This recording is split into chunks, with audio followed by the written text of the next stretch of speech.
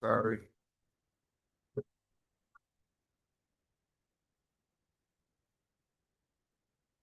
Good evening, everyone. Welcome to our regularly scheduled commission meeting, June 24th, 2026. The time is now 6:01. Madam Clerk, roll call. Commissioner Bass, Here. Commissioner Irvin, Here. Vice Mayor Kelly, Present. Commissioner Santiago, Here. Mayor Taylor. Here. As we stand for our invocation led by Commissioner Dr. Bass, followed by a pledge of allegiance led by Chief of Police. In that order. Wonderful Father God, as we come before you today, we thank you, Lord God, for allowing us to be in this one place. We ask you, oh God, that you'll continue to bless us, that you'll continue, oh God, to give us like-minded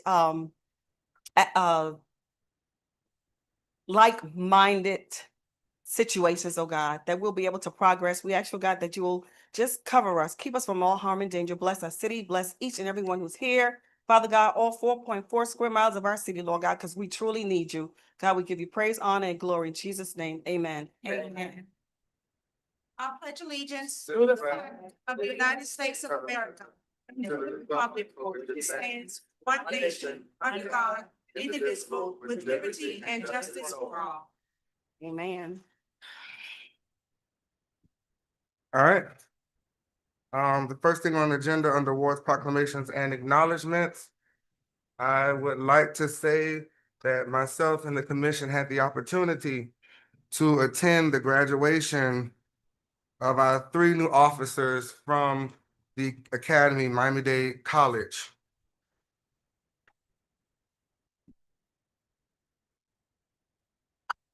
And I am personally proud because this is an initiative that I have been fighting for since I got elected here, is recruitment and retention for the police department. So in the budget, we added monies to fully fund and to have scholarships for residents and employees that would like to go to the police academy. And I can say that initiative paid off, and we have 3 brand new officers here in the city of Opa-locka. So if the commission would join me down on the floor, as well as Chief Starks. What looks like that is. Oh, no. Oh.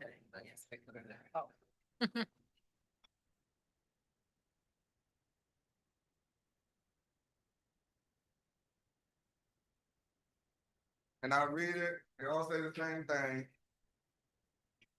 It says, the City of Opa-locka Certificate of Recognition. This certificate is proudly presented to Janae Hernandez. You're Janae Hernandez, I'm looking over here, that's you. Of Class 402 in recognition of the successful completion of the BLE training and graduation from Miami-Dade College School of Justice on June 22nd, 2026. The City of Opa-locka commends your accomplishments and recognizes the dedication, discipline, perseverance, and commitment you have demonstrated to principles of public service and law enforcement. We extend our sincere congratulations and best wishes for your successful and rewarding career in service to this community. And this will be presented to Officer Hernandez. We have another one that is presented to, is it Kyla? Kalia Harrington, Officer Harrington.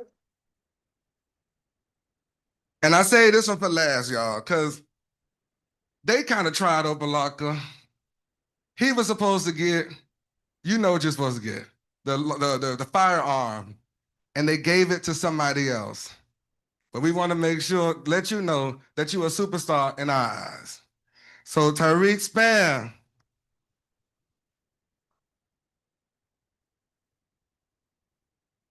And Commissioner Irvin said she want to join you at the range one day, Officer Span.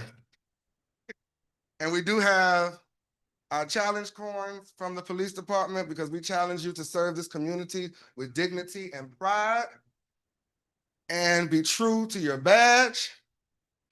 with ethics, because we invested a lot in you all, and we thank you for joining our ranks.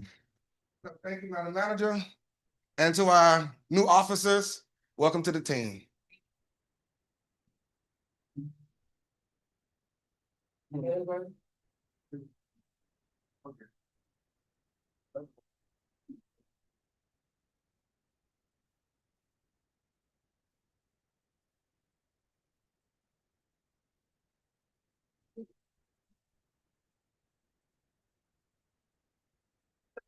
Commission, don't leave. Don't leave. Got one more presentation. Thank you, officers.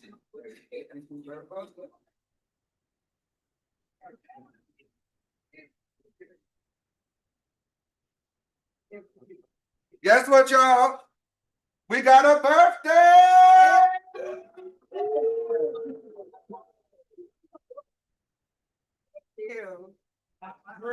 Commissioner Bass is turning 16.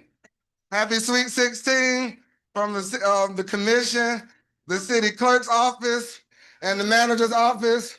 The red velvet is mine, by the way. That's mine. So here's a card. You can read it at your leisure because we got a meeting to go to. But no checks.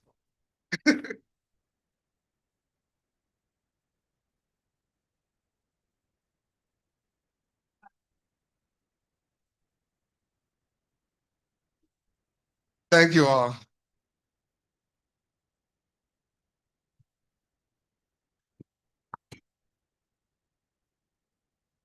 All right, we're moving right along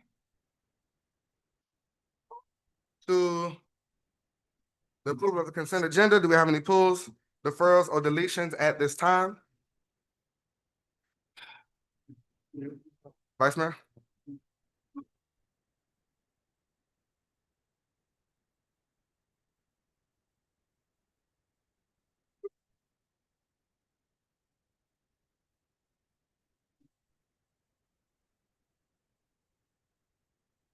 Mr. Mayor, I want to pull number 7. All right, any more pulls, deferrals, or deletions at this time?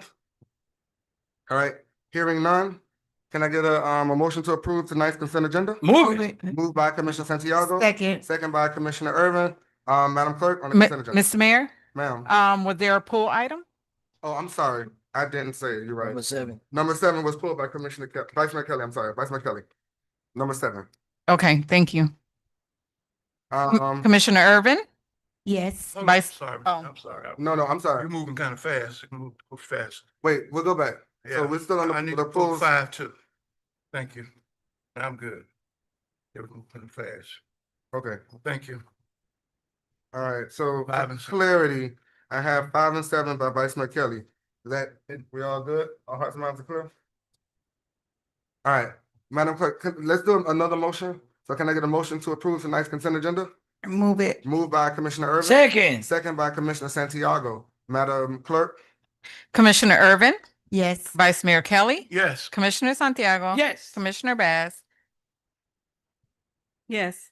Mayor Taylor? Yes. Motion passes 5-0. All right, moving on to the approval of tonight's agenda. Can I get a motion to approve tonight's? Move it. Second. Moved by Commissioner Santiago, second by Vice Mayor Kelly. Madam Clerk? Vice Mayor Kelly? Yes. Commissioner Santiago? Yes. Commissioner Bass? Yes. Commissioner Irvin? Yes. Mayor Taylor? Yes. Motion passes 5-0. All right, moving on to the approval of minutes. Can I get a motion to approve the workshop meeting minutes from June 1st, 2026? Move it. Moved by Commissioner Dr. Bass. Second. Second by Commissioner Irvin. Madam Clerk? Commissioner Santiago? Yes. Commissioner Bass? Yes. Commissioner Irvin? Yes. Vice Mayor Kelly? Yes. Mayor Taylor? Yes. Motion passes 5-0. Approval, can I get a motion to approve the sunshine meeting minutes from June Move it. 9th, 2026? It was moved by Commissioner Santiago, Second. second by Commissioner Irvin.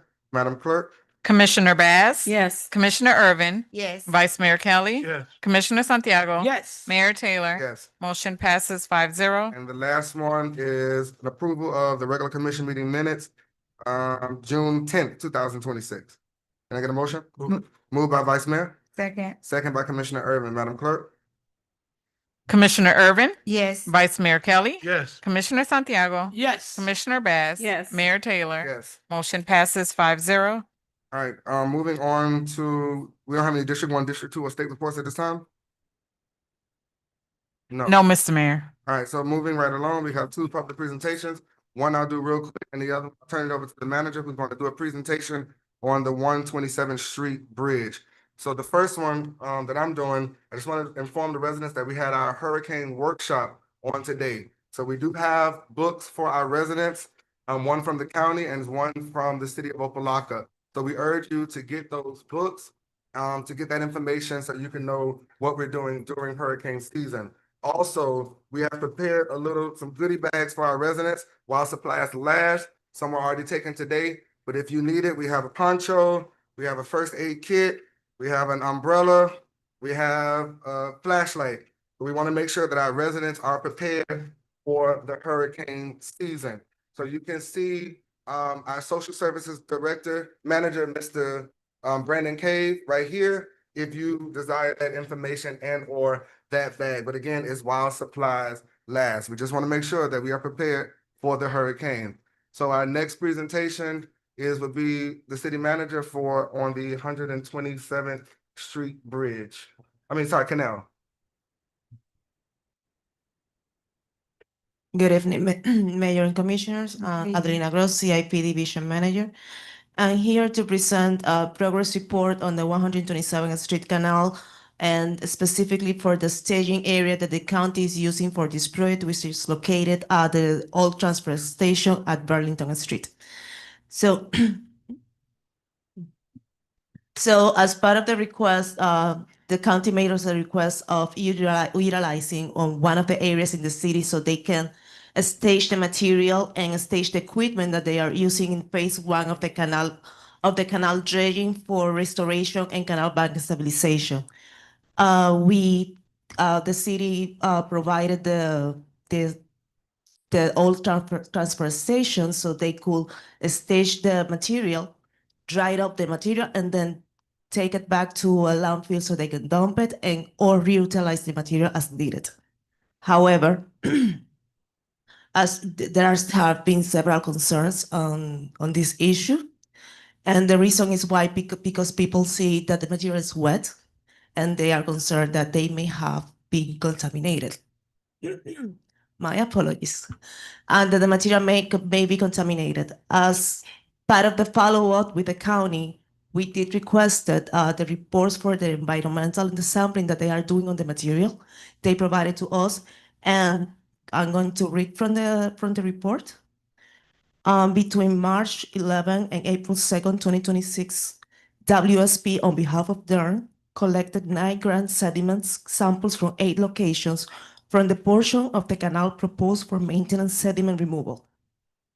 The sampling locations are indicated on the attached map. You will have the whole file, and it's available if anyone needs it. At one location, based on the sediment thickness, samples were collected, and the samples were analyzed for aluminum, arsenic, barium, cadmium, chromium, copper, iron, lead, selenium, silver, mercury, and nitrate, and other materials such as oil and other, to determine the disposal options. Based on the sample results, the sediments are non-hazardous and as such may be disposed as permitted in a landfill. So none of the material or the water that is being dragged to that section is contaminated. This project will have a duration from May 29th. They started staging on June 1st to July 31st, 2026. The company in charge of the project, or the contractor hired by the county, is Heavy Civil Corp. The project manager is Leanne Jewell. The project manager from the county is Ellis Nortelius. We have requested the county to send us a memorandum, so to ease your minds and the commissioners and the residents, a memorandum with more information about the project so people is aware. A notice will also be distributed so people know what's going on, and if they have questions, they can call either the city or the county. Um, so as part of any operational impacts that the project will have, dump trucks will be entering the site to load the material, and MOT crew is on site directing trucks into the area. And once the material is dry, and they will remove the material from there and dump it into a landfill or reuse it as part of the canal bank stabilization. The area is being used to stockpile the material. Is being transported to another location. As part of the restoration, once the project is finished, the area will be cleaned up, and it will have a better look than what it has now, or it has previously to the start of the project. Any Mr. Mayor. questions that I may answer? Okay, thank you. So, Madam Manager, you know why I asked you to do this presentation, because I know myself, and I'm sure my colleagues, we all seen the trucks and we got the calls and the concerns from the residents in the area. So that's why I asked you to reach out to the county to let us know what's actually going on. So just for clarity, you said that it is non-hazardous? Yes, and that's part of the report that the county sent. It's analyzed material that they took from the canal, and it has been analyzed for various contaminants, including oils and any other kind of materials like aluminum, arsenic, barium, cadmium, etc. And it's clean. The material is clean. And then I think what we discussed is that once it dries, it's either going to be recycled back into our seawalls, and the access will be going to a landfill. Yes. And that's also documented in the letter from the county. Got it. Mr. Okay, so Mayor. I'm gonna give the floor to Commissioner Santiago. Thank you, Mr. Mayor.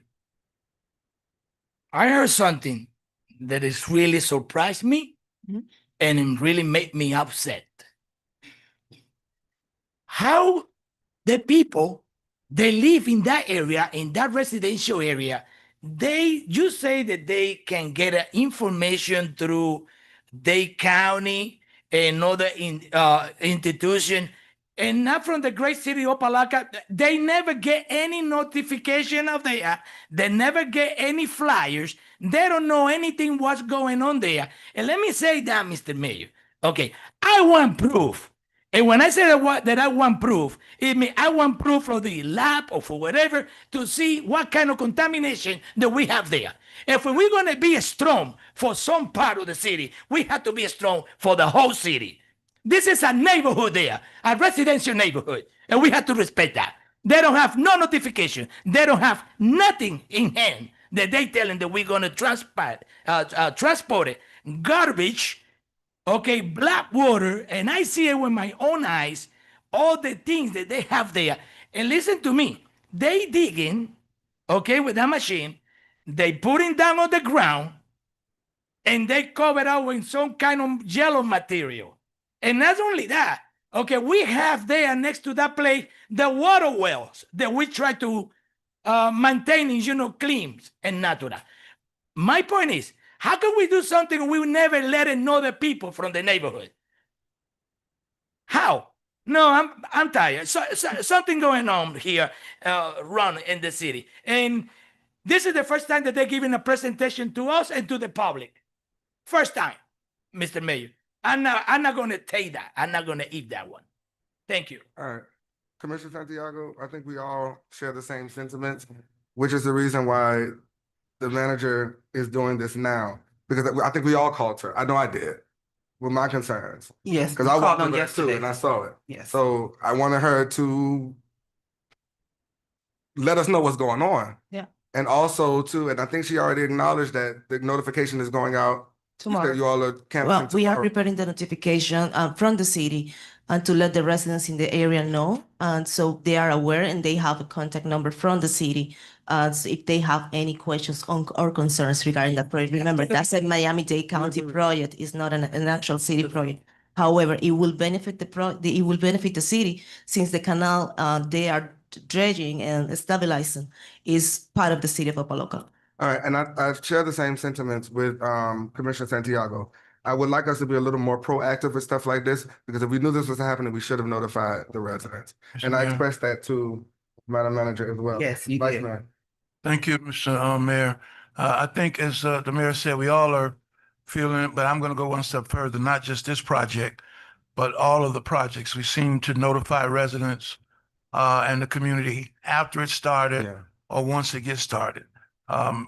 Even over, we knew we were going to do the Ingram Park area with the, the dredging over by the park. We knew that was the next part, but yet a lot of residents did not know till they saw the trucks coming over. However, we're notifying folks, whether it's that project, whether it's sidewalks, we've got to do a better job of communicating, as the mayor is saying, in advance. We tend to do it afterwards, and then of course everybody's in arms calling, but it'll be simple because I know the county does not project projects that close. They plan stuff out way in advance, and if they plan it way in advance, then we need to be notified so that we can notify residents. Now, you said you're preparing notifications now. How are those going to go out? And they will be hand delivered. And just for clarification, we received the communication from the county requesting the staging area May 27. And it was communicated to the manager, and she shared information. They start staging in the area June 1st. It's our overlook, and I will on to that. It's our overlook that we didn't provide the notification. We thought that the county will have provided the notifications. It's their project. However, it's our overlook that we didn't. For the Ingram Park Canal, we did, not Ingram Park Canal, but for the Ingram section of Burlington Canal, we did provide the notifications in hand deliver 2 days before the project started. Okay, I don't want to talk about Ingram too much, but 2 days before, Yes. that's separate. I'm talking about what you're referencing now. If they told you on the 27th, the manager got it, you said on the 27th, Yes. we got a way to communicate, even though it'd been quick, 29th, 30th, at least so people get a heads up, and then you can go do a deep dive later on. Yes. So now I hear you're taking responsibility. I appreciate that. But that's not a comfort for folks that had to go through the last few days wondering what's going on, as my colleagues are saying. So I would hope not just for this, but going forward, Madam Manager, you do a better job of communicating anytime you're going to be in a residential, because it's not the first time. We had the issue over on Seaman when they were, putting trucks and stuff over there. People complaining because they thought it was some materials or whatever. And so it's very challenging. Yes. Very challenging. We need to do a better understand. job than that and look forward to it. I know the mayor, Commissioner Santiago, all of us, we're going to ride over there and just ask residents, have you got something? Did you get something? Did you get something Yes. in, not just stuck in the fence, but something where folks know what's going on? And in the future, I guess, is there a way to have the county or whoever may be doing it to actually put signage up for it? Because I think that's something else that needs So to that's occur. something I spoke to Ms. Gross about just today, and she did speak to the contract, the person that's to the over the project project manager. manager on Okay. regarding that. But Because see, that would be helpful did. because they knew they were doing 27. Right. If those signs that went up 28, while we're communicating, people would have saw those signs at least to give a heads up as well. So I would hope we do that as a part of the process going forward. Anytime you're going to be in an area, especially residential, where residents will have concerns. So I think all of us share the same Yes. challenge. Thank you, Mr. Mayor. Vice Mayor, just to let the commission know, we also requested Miami-Dade County to come to the city and do a report on this project as well. Mr. Mayor, Okay, One second, okay, I still got the floor. Since it was last minute that they couldn't come today, but they will be attending probably next meeting. Okay, well, you have residents here tonight. I don't know if they're going to I come know. to the next meeting. I'd rather see them go right in that community, Yeah. set up a tent with some chairs and refreshments on their dime and say to the yeah, folks, the damage. here's what's Yes. going on. Any questions, any concerns, here's the number to call in addition to the city. Here's our, just like you just gave us, project manager, all that. But I would hope, Madam Manager, have them go right in that area, set up a tent, some chairs, let us know, and be able to communicate it to the residents, both in English and in Spanish for that matter. We will do Okay. that. Thank you, Mr. Mayor. Commissioner Santiago, and then we'll move on to the. Yes, Mr. Manny, okay. The biggest mistake that we do is already done. They can come and talking to the resident. I think that we have a big representation for that neighborhood that can stand out. Pueden pararse los que viven en ese área. Santiago. Yeah, no, they here, Mr. Mayor. Okay, but let me tell you, Mr. Mayor, I don't want that thing happen again here in the great city of Opa-locka. They are part of the community, and they deserve to be served. We got it, but we Thank you. she's acknowledged it, and we're going to try to cure it. And we thank you all for coming on tonight. But we hear you, we've all heard you, we've got the phone calls, and we're trying to make it right. We're trying to make it right, and she's already acknowledged that it was an oversight. So she's trying to make it right. Right now, no. Give me, no, ma'am. What we'll do is, Ms. Gross, those of you that have questions about the project through the manager, we'll have Ms. Gross step outside and she can answer those questions to you directly. Okay. All right. I do have one. Yes, sir. No, I don't have any questions. All right, I can call you about that. So, madam, if you can make yourself available to the Yes. resident that has questions outside, and you can, Madam Manager, if you don't mind, and we can go from there. Thank you all. All right. Again, so those residents that have concerns, Ms. Gross, our project, she's not the project manager, CIP manager will be in the outside to answer those questions for you. All right, so we're moving on to our citizens forum. Madam Clerk, please state for the record how to participate in citizens forum. Yes, thank you, Mr. Mayor. Good evening. City of Opa-locka Commission meetings are held in person at the Opa-locka Government Center, 780 Fisherman Street, Opa-locka, Florida. Members of the public wishing to address the commission may do so in person or virtually. Those persons wishing to participate virtually should register prior to the scheduled meeting time on the city's website at www.opalockafl.gov. When speaking before the commission, please make sure to give your full name and address for the record. There is a 3-minute time limit for public comments. Please adhere to the decorum policy, which is a part of the commission meeting agenda. City commission meetings are aired through live stream at www.youtube.com/user/City of Opa-locka. And Mr. Mayor, at this time, we do not have any virtual public comments. Citizens forum is open for those in the chamber. Citizens forum is open.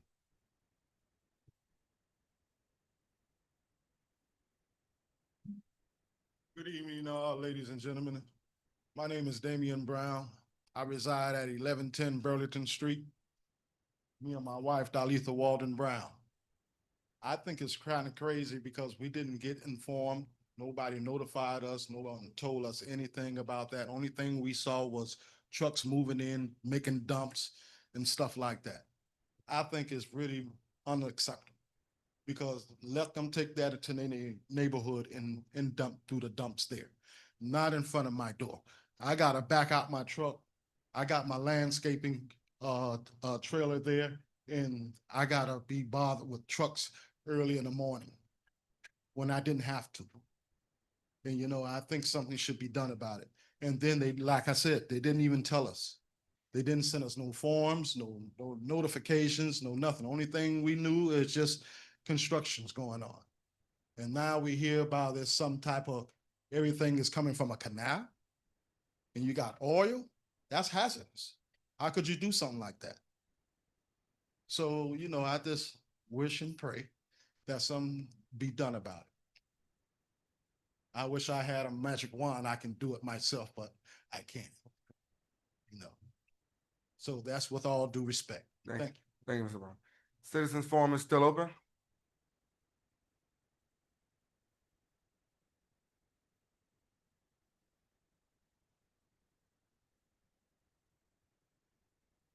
Good evening. Good evening. I'm Mayor Taylor, Vice Mayor Kelly, and Can you Commissioner. state your name and address for the record? Yes, so name is Derek Gutierrez. Okay. Address is 1033 Northeast 17th Way, Fort Lauderdale, Florida 33304. So I'm here as it pertains to the property at 1700 Service Road. I'm here on behalf of the owner. We are overseeing the development or future development for the owner. And so, based on the commission meeting from last week, I just wanted to, I do have at least a paragraph here written down, which I would like to say, and then just open it up to any questions that No, anybody this has. is citizen forum, so you Oh, stated that Okay, we won't be able to. sounds good. So the applications for the 1700 Service Road project, specifically ordinances 16A1 and 16A2, along with the resolutions 15A.1 and 15A.2 were denied at the last commission meeting. It is my understanding that a commissioner that voted no can make a motion to reconsider our applications and set them for a future hearing date. We would appreciate another opportunity to present and specifically ease any concerns regarding the site's contamination. Vice Mayor Kelly and Mr. Gay explained the history of the property, detailing prior owners' failed attempts to develop residential units due to the site's condition and feasibility. At the end of the meeting, attending residents noted that while they understand residential development is not feasible, they want assurance that the contamination mitigation process and monitoring are being completed as required per regulations. We have experience developing uncontaminated sites, contracting and working alongside the appropriate environmental professionals and agencies to ensure full regulatory compliance. This important task has our full attention, and this process will leave the site in better condition than its current state. And lastly, we do respectfully request a motion to reconsider items 16A.1 and 16A.2. Thank you. Thank you. Citizens forum is still open?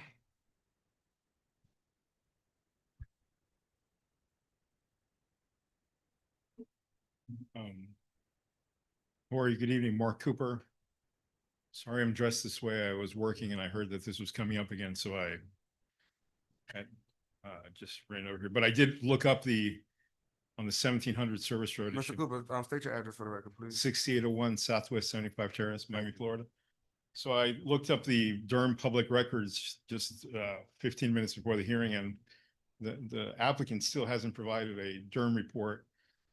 But I did want to bring something to your attention that at the last hearing, at the end of the hearing, we were kind of, Vice Mayor Kelly said maybe the city's gonna have to put up some money because of to test the contamination. But it turns out that here in number 4 of the agreement that the city signed with the previous owner and the new owner agrees to handle all costs for testing and mitigation and everything like that. So all the city has to do now is say, hey, do it. So maybe it's Durham's responsibility. Someone has to write a letter, just like in this canal issue, or letter to Durham saying we need to report what's the status of this site. And so we get up to speed what's going on. Where's the last report that was done? The record showed it was 18 months. Maybe I'm wrong. Maybe I don't know how to read a website, and maybe a professional, I'm not a professional, maybe I'm just a concerned citizen, but maybe a professional can give you a better report, better understanding what's the status of the site. So we have good information to move forward. So the city, at the end of the day, can do something called a writ of mandamus, which is forcing another agency, it's requesting another agency do their work. And your attorney might explain, maybe I'm wrong too, but the city is a party of interest in what's going on with that, because we're not collecting the right tax revenue. It's been dormant for a long time, and we don't have to accept the status quo. We can do something. 2 weeks have passed since the last hearing and nothing's been done. So I know Mr. Gutierrez is willing to do it, but we have to do something to make it happen. Thank you. Thank you, Mr. Cooper. Citizens forum is still open?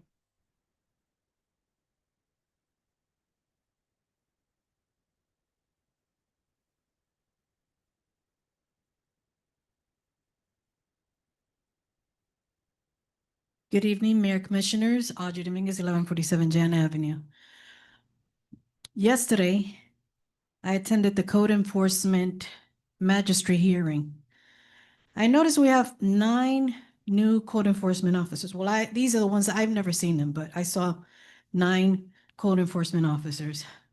That's great for the city. However, the majority of the citations were issued by John Cook. At the meeting, several residents or business owners did not speak or understand English. We need to get a certified translator. because the majority of the residents or people that go there are Hispanics, so they don't understand. I have spoken to several residents in the past and recently in the Domino. And there was a family that just purchased a home. They were really excited, but they said after a week being there, they were cleaning the house because it was dump and garbage. They were cleaning it out, and who shows up? John Cook with his badge in his hand as he's a police officer. These people don't know who he is. They think he's a police officer. So he walks right in, which is trespassing. Okay. Now, I don't think that's fair because he goes in and then he starts taking pictures all over the house. And this is not the first time, like I'm telling you, this has been happening for years, but nothing seems to happen. I also noticed that yesterday the video recording was not working, or it said recording in progress. It had been over 30 minutes. Okay. My recommendations is instead of going to these new residents' houses and do a got you moment, why not go and introduce yourself and say, hey, I'm code enforcement. Here's a list of the departments that we have. If you happen to do any upgrades, you need to go get a permit. But this is not what's happening. We need accountability. These residents and business owners deserve better. Now, I also wanted to bring something up, Madam Ms. Manager, and to the commission. I've noticed that every time the manager is going to give her report, we're rushing to get out and everybody's hungry, everybody wants to go home, and I can never hear a full report from the manager. And I know it's not her fault, but we need to make time or either push her report up or some of you guys have to work around it, but I want to hear what she has to say. And like this just happening, we would have known that this was coming had this been brought up. Thank you.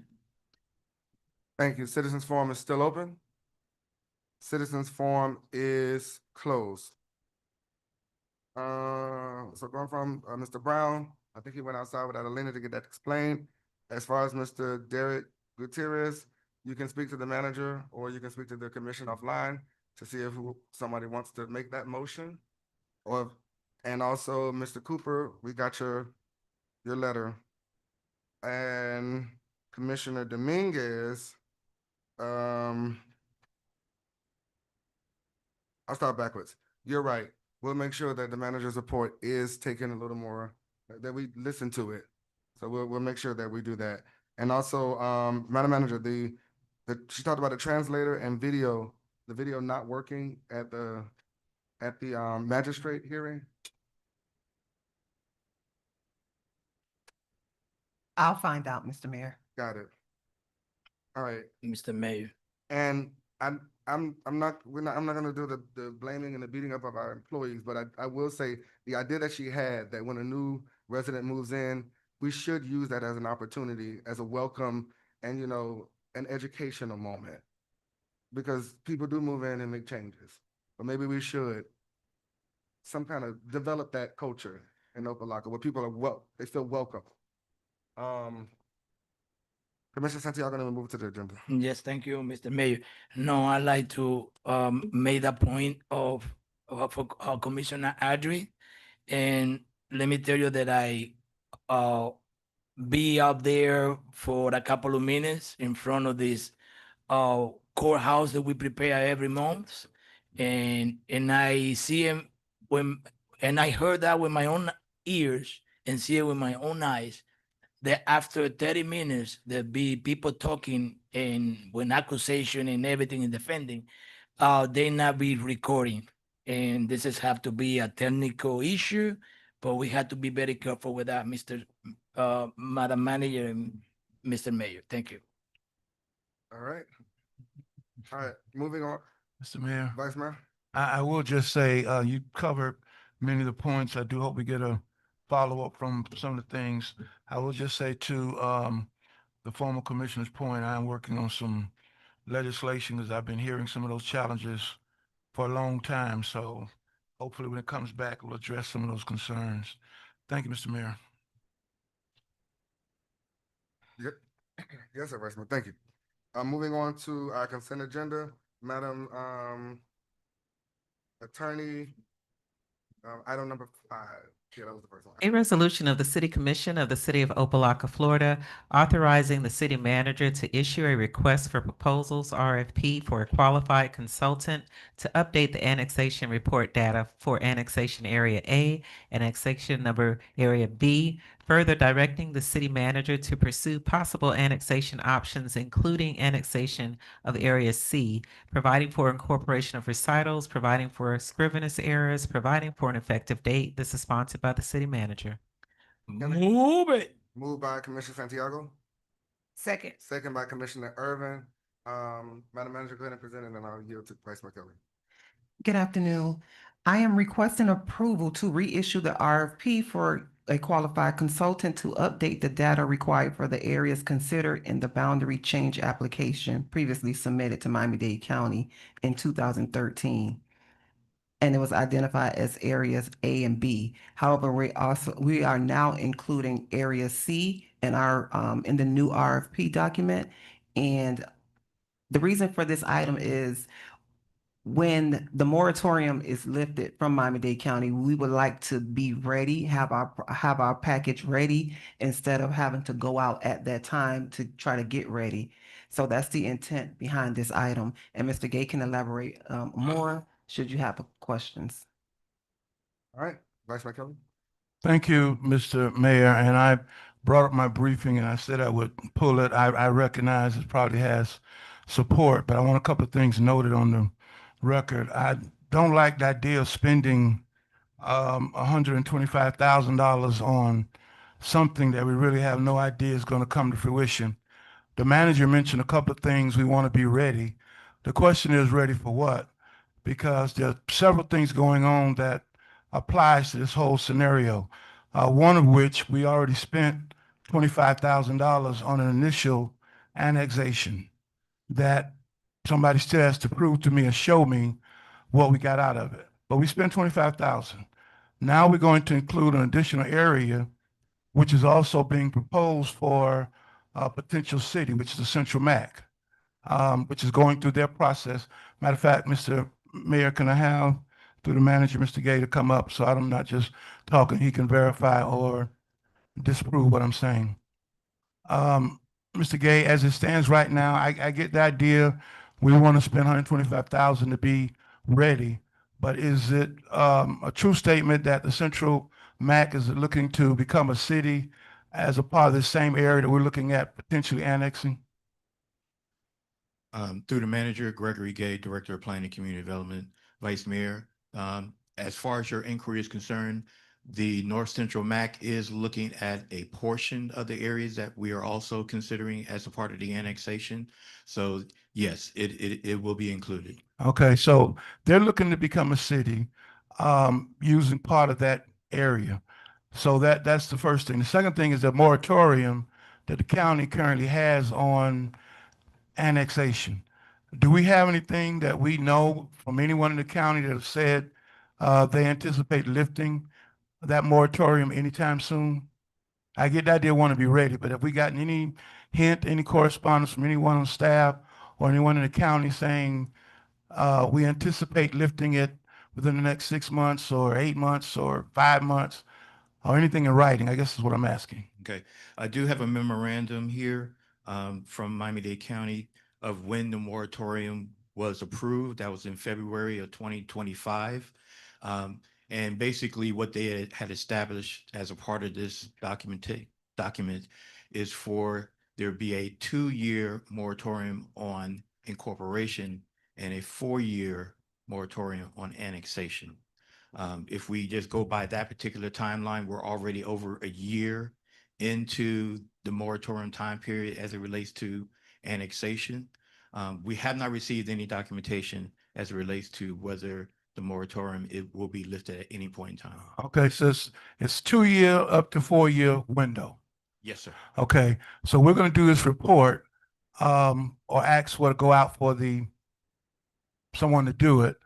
And if they were to do it, come back with information. I don't know how long it would take. That the report potentially could be 2 or 3 years old by the time, if the county follows this same concept. Is that a true statement, or is that a fair assessment that could be? It could be considered a fair assessment as it relates to the maximum time period based on the legislation that has passed thus far. But there is an opportunity that should, as a city, have a position where they would like to proceed prior to the moratorium being lifted, that they can make that inquiry based on information that they have prepared to move forward with. Okay, now, okay, thank you. Now, I don't want to split words, because if you split words, we're going to go down that road totally. I know we can make application now, and the county going to tell us, even if we had a current annexation plan, they still tell us we're not doing nothing. So having a plan, don't split the words. I get what you're saying, but they're not doing anything. And they're not planning, and they've told us in black and white, having a plan is good, but they're not planning anything. My challenge is to spend $125,000 at this moment, to have a document, to have a manager go out, get someone, do the paperwork that in 2 years could be outdated. Also, given the fact that I'm not sure, that's why I asked for a document, if the appetite in the county is to even lift that moratorium to allow annexation, because part of what we're looking at with A, B, and extending to C is we want to pick up not only residential, which I like, because that'll get us to 50,000, but we want to pick up some industrial, which will give us business. But of course, that's a major challenge, because some of those folks don't want to be a part of us, and that's a long history. I don't like the idea of spending that much money without really some assurance. I know we want to have a plan, but I'm very concerned of spending that much money, and money we've already spent. We don't really have a document that we can use as a part to go forward. As a matter of fact, the report or the annexation that we pay for, we have that currently, correct? Yes.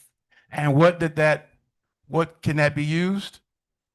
Okay, the information that we received from Attorney Peasy, who was basically the consultant utilized by our previous manager, it basically gave us an outline as to the annexation process based on his experience of what he had gone through with the city of Medley. A lot of this information is based on what city of Medley had gone through in order for them to achieve their annexation process being approved. So Okay, I wasn't calling his name, but it's not what he did. He did what we asked him to do. So I'm not talking about that. I'm just saying the report that this commission thought we were getting in terms of an annexation proposal really wasn't that. So we can't utilize it really going forward. We're really going to be starting from scratch, if you say. yes, sir. Okay, and that's the challenge I have, to spend that kind of money at this moment on something we hope for, and then have a window potentially up to 2 or 3 years if the county decides not to do anything, they have a report that would probably still need to be updated. And that's my challenge. So I just wanted to put it on the record, because I don't see the appetite right now changing in the county. And I think there's also a bigger fight in terms of that annexation piece that we want for residents versus what is being proposed by folks in that area who want to become a city, because they need that same area to kind of make their numbers work. Is that correct? Fair statement? Yes, sir. Okay, thank you. I just want to put it. Thank you, Mr. Mayor. Madam. Thank you. To Mr. Gay and Madam Manager, I'm gonna support in that 100%, because I've been waiting for that moment, and it's gonna come soon. I know they're gonna release in the moratorium that they have, and we have to be ready. The only thing that I'm asking you is to hiding the right person that is going or she going to work together with us. When the annexation is open, we're gonna go forward to area B and to area what? C, that's what we're talking about? Areas A, B, and doing a study of area C. Okay, very important area. I know that many years ago, the people from the area from 17th Avenue all the way to 103rd Street to 135th Street, all that area, they can and they want to be enjoying with us in that time. For some reason, something going wrong, and the annexation for the great city of Opa-locka stop. I don't want to see Opa-locka no more in 4.5 square mile. Let's go out. Let's go spending all over for the places that we're serving in water, when the water. And I think that we're ready. We have a great team working here in the administration of the city. We already have in place our police department, and I think that we are a very good candidate, okay, for the county to be responsible for that area. So I supported that item. Thank you. All right, Mr. Mayor. One second, Madam Manager. One second. Everybody knows that I'm team annexation. I've been team annexation since I got up here, and I've been wanting to expand this city southward and westward. However, I will have to agree with Vice Mayor on this.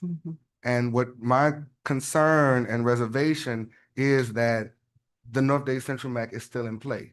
However, it will expire, I think, next year, February or something like that. Yes. Okay. February of 2026. Think that it might be wise for us now to hold off on this until at that time. And then at that time, you know, everything in the county is changing, so we can work with our county commissioner to see what, like Vice Mayor said, what the appetite is. But I don't think 125 right now is good fiscal responsibility. So that's where I'm at. So I would rather us wait to see what happens with the North Day Central MAC. If it expires, then let's revisit the conversation. But now, and you know, I'm team annexation. Team annexation, but $125,000 is a lot of money. It's a lot of money. That's a lot of We money. could use that for something else. Mr. Bass. Thank you, Mr. Mayor. I'm listening to the conversation. We were just talking about being proactive. And so I got that part, but I'm also listening to it's a possibility that we would spend this money and the documents that we gather is no longer valid. So it's almost like a catch-22. And I want to see our city expand as well. But at the same time, I gotta side with my colleagues because I don't want us to risk losing $125,000 at this time. But I do want our city to expand, to have annexation. So that's where I am with this. Thank you. So Madam Manager, I'm asking you, Mayor Taylor, to defer this item. And then we can revisit it at a later date and a more opportune time. Mr. Mayor. If you don't have Vice Mayor. Can I suggest something? Because as the mayor said, we need to annex. We need more people. Yeah. We get it. That's we've all been saying that. I would just offer, because you have under your purview 25,000 that you don't have to really come to us, although you probably would, that as you and your staff think through it, if there's a possibility to look at using your authority to get some of what needs to be done as a part of this process, you could do that. And I didn't bring it up all the way total, but that would allow you to keep moving if you feel necessary, or something comes across you feel we need to move. You have that purview because you have the 25,000. You can of course meet with us, the mayor and all of us individually, if you feel that need.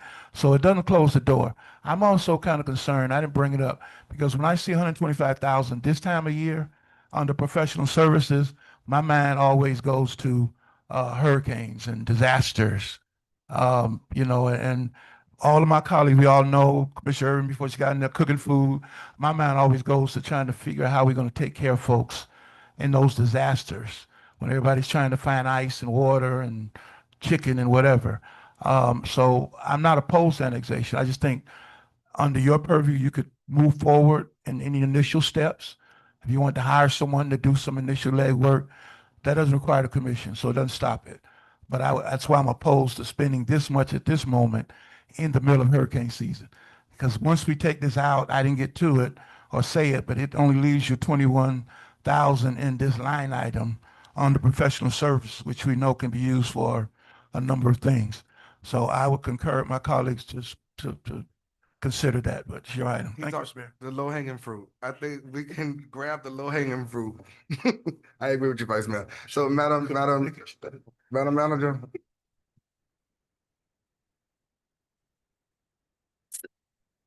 So yes, I will be pulling the item. Okay, the item is deferred. All right, moving on.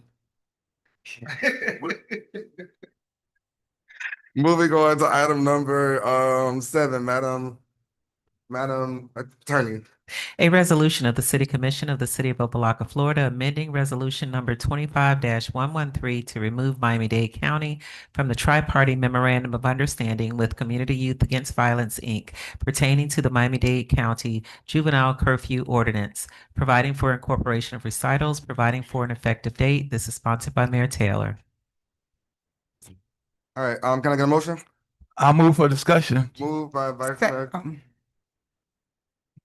How many seconds was it? Okay, moved by Vice Mayor Kelly, second by Commissioner Bass. This is my item. I'll explain it. This came up last meeting that we talked about the tri-party memorandum. This is an initiative that was brought to us by police department and the city manager. And the attorney, she didn't really make a recommendation, but she said we had to, that there was no tri-party, so we had to move the county, right? Yeah. Right, the county Right. would need to be removed Right. from the agreement And that just you do it previously between the MOU between approved. us and the nonprofit organization that you see in front of us. I will entertain any questions at this time. Vice Mayor, you have the floor. I'm sorry. Thank you, Mr. Mayor. And I'm gonna try to do this nicely. I got three pastors looking at me that I know. But I'm gonna stand how I stand. Y'all know that. I want to offer amendment, Mr. Mayor. I'll support the item. I do have some concerns of how it would work, because we're taking the county out and it's kind of becoming a two-party agreement. And I did ask in my briefing about the training for the officers and how it worked, how we would communicate and announce it to the community. And it was indicated in my briefing that obviously, because the police department has brought it forth, I guess they will handle that part or whatever that will require. And the outreach to the community to know that this is in place in the city.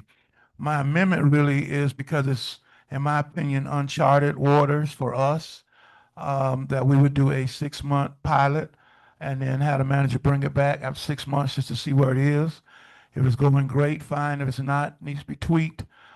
We could do that as opposed to outright just having it out there. So that's my amendment, because I think as you go forward, when we do it, when it hits the streets, as they say, our officers have to be able to deal with young people who may find themselves falling under this curfew. Parents have to be aware how it works and those things. And because we don't really have a template of just how it would work, I want to suggest to you a 6-month pilot. And then the manager could come back and after that 6 months and say, yeah, it's going great. No, it's not.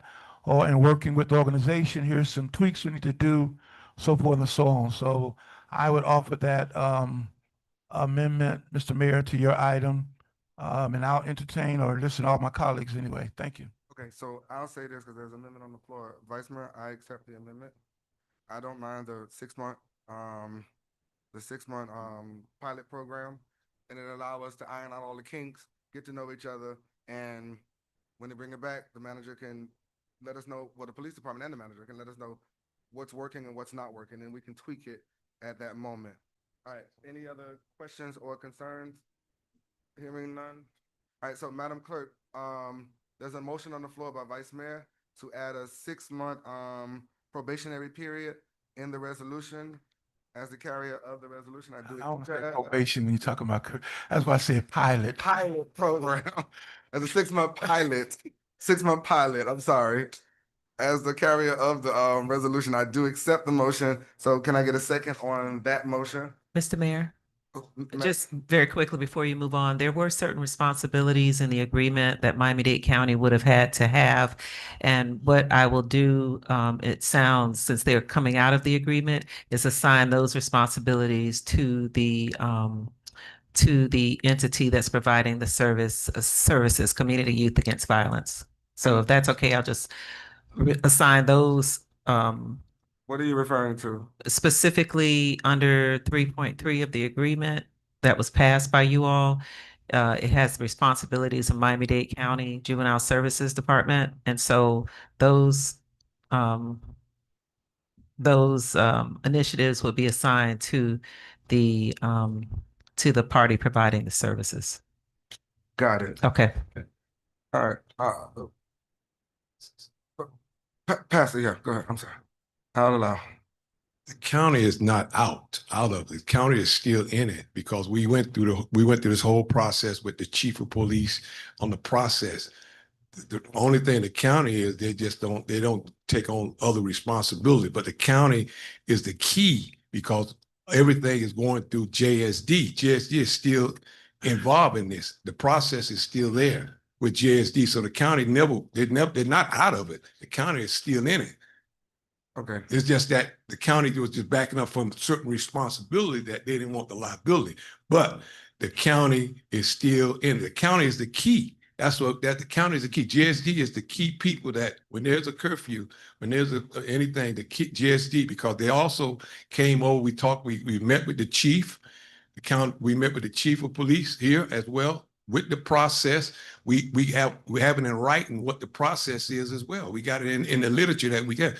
GSD is still in the process. GSD ain't gone nowhere. They still here. This is the part of the whole process. Pastor, we understand. I think most of us are familiar with the county ordinance on the curfew that was passed. And those of us that are not, I'm sure it was brought up when it initially came. So, but there is a motion on the floor. It was made by Vice Mayor Kelly, seconded by Dr. Bass. Madam Clerk, on the motion for the 6-month pilot program. Thank you. Pilot program. Thank you. I'll say probation. Commissioner Bass? Commissioner Irvin? Yes. Vice Mayor Kelly? Yes. Commissioner Santiago? Okay. Mayor Taylor? Yes. Motion on the amendment passes 5-0. All right, and then moving on to the actual item itself. Yes, ma'am. Can I get a motion? I have a motion in a second. Got it. Thank you. Commissioner Santiago? Yes. Commissioner Bass? Yes. Commissioner Irvin? Yes. Vice Mayor Kelly? Yes. Mayor Taylor? Yes. Motion passes 5-0. Thank you. What I will say is, thank you all for having this, but Madam Manager, to yourself and to the organization and Chief, Vice Mayor brought this up. I do want to make sure that there's an educational period, and we said this in the meeting, but I want to stress it, that we are getting the word out to our parents and go to the schools, the camps, because we're in the summertime, but letting them know what's coming down the pipe, so nobody is surprised. Because I don't want to see our Black boys and brown boys arrested, so I love the intervention and, in this. But I just want to make sure that our residents are aware that we're not arresting. This is a different pipeline that we're taking. Say it again. Prevention. Thank you. Different path that we're taking. Sorry, different path that we're taking. So I just want to make sure. I want to stress what Vice Mayor said, that there is an educational period. Thank you all. Thank you.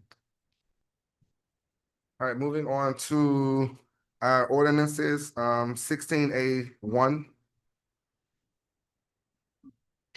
An ordinance of the city of Opa-locka, Florida, calling for a referendum of the qualified electors of the city for the purpose of determining whether the city charter shall be, for the purpose of determining whether the city charter shall be amended to increase the compensation for the mayor and commission members from $550 per month to $1,500 per month, providing for an effective date, 30 days following the conclusion of state financial oversight, stating the referendum question, stating the text of the proposed charter amendment, stating the date on which the referendum will be held, providing an effective date for the charter amendment if approved, providing for severability, providing for an effective date. This is sponsored by the City Commission. All right, can I get a motion? Move it. Moved by Commissioner Irvin. Second for both. Second by Commissioner Santiago. Madam Manager, it's sponsored by the City Commission. There's no discussion. Oh, okay. I guess I missed the word trouble. I'll take the lead. Simply put, we had a charter review board meeting that met charter review board that had several meetings, and what they came up with was to increase the salary for the commission from $550 per month to $1,500 per month, providing the conclusion of the financial state oversight, simply put. So this is a public hearing item. Public hearing is open. Public hearing is closed. Any questions? I guess the commission, do y'all want to discuss this item? I have one. Madam Dr. Bass? Thank you. I just want to say that I want to say thank you to the Charter Review Board and those who had their voices and really dug into what we do sitting here. We work 24 hours a day. And yes, we're all up for election. We don't know if we'll be here or not here. But I'm going to support those because those who comes after us deserves it because we work hard. And I'm quite sure that they will work just as hard as we are. So I just want to put that on record. All right, Madam Attorney and the manager into the commission. My only concern with this, and like she said, the people that are coming behind us, I just want to make sure that they're taken care of. We do work hard, but I would like to remove the financial oversight portion of it because I think the commission does work hard. And also, is there a way that we can put in here that allows the commission every 2 years to revisit this, I guess with COLA, and vote on it as an ordinance?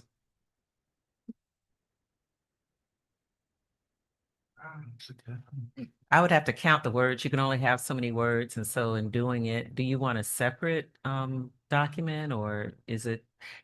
No, okay, so I want to remove the part about effective 30 days following the conclusion of financial You oversight. got that part. Yes, So, sir. but I also want to leave it where the commission has the ability to cost of living raise, things are going up. Because we haven't had the commission hasn't had a raise in what, over 20 years? Oh, so do you mean that, That the so once commission can it, make the once it decision. passes, the commission will then, decide additional raises following this? Following, Uh-huh. yes, Okay. Every other year, you said? every 2 years. Every 2 years. Okay. All right. Well, I will, come up with some language and see if I can squeeze it all in there and make it legal. Okay. Yes, sir. Vice Mayor, you heard. Yes, I want to ask the question, and again, I'm supportive of the item because in some cities, and I know previously where we've entertained this, and I brought it up, but we didn't really go that route because some cities actually tie compensation to the CPI and other factors. It automatically triggers it based on certain numbers or certain criteria, like it does other things. So while you're looking at what the mayor is suggesting every 2 years, whatever, and the only reason I'm suggesting the concept because when you bring it back every other year, it can become contentious. If it's tied to a barometer already, that's tied to the CPI or some other economic factor, it wouldn't require coming back before the commission because it'd be triggered based on that. And if let's say if the CPI, we said, okay, we're going to follow CPI, but it has to be at least 10. Okay, if the CPI for the next 20 years is 9, nothing happens. If it goes to 12 or 13, it would trigger an automatic whatever. I don't want to make it that technical, so I'll just, but the only reason I'm saying that because it's kind of like dealing with water rates and stuff. Once you got to revisit it becomes contentious. So I'm seeing your body language. That probably would be more challenging given where we are. So I can go along Because with it's it. going to take another. That would be. I think that would require another first reading because Okay, it's well, so different. But Okay, I okay. I have no problem with what the mayor is suggesting. I just wouldn't want to put that on future commission. That's the reason I suggested that. But if that's too contentious, we'll the wording that he's preferred. I don't have a problem with that. Thank you, Mr. Mayor. I will say this, Vice Mayor. So I thought about the CPI as well because a lot of other cities do that, but it's very complicated. It's very. That's why I said COLA. I think it would be a little more easier, but CPI would be. But yeah. Okay, I will work on this and the language and have the language for the second reading. Okay. Okay. So there's that. Will we need to make a motion for that, Madam? Yes, sir. Okay, so the motion that I have on the floor it's a two-part motion, but I guess we'll do it one by one. So the first motion is to remove providing for an effective date 30 days following the conclusion of financial oversight. So I want to remove that. So that's the motion that I have on the floor. Can I get a second? Second. Who said that? Oh, Commissioner Urban. All right, Madam Clerk, on the first motion? Vice Mayor Kelly, Yes. Commissioner Santiago, Yes. Commissioner Baz. Yes. Commissioner Irvin. Yes. Mayor Taylor. Yes. Motion passes on the amendment. All right, and then the second amendment, and Attorney, you're gonna help me with the wording.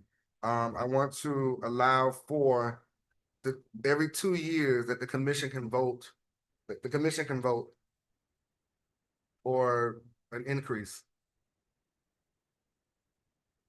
I think that would be the language. Okay, all right.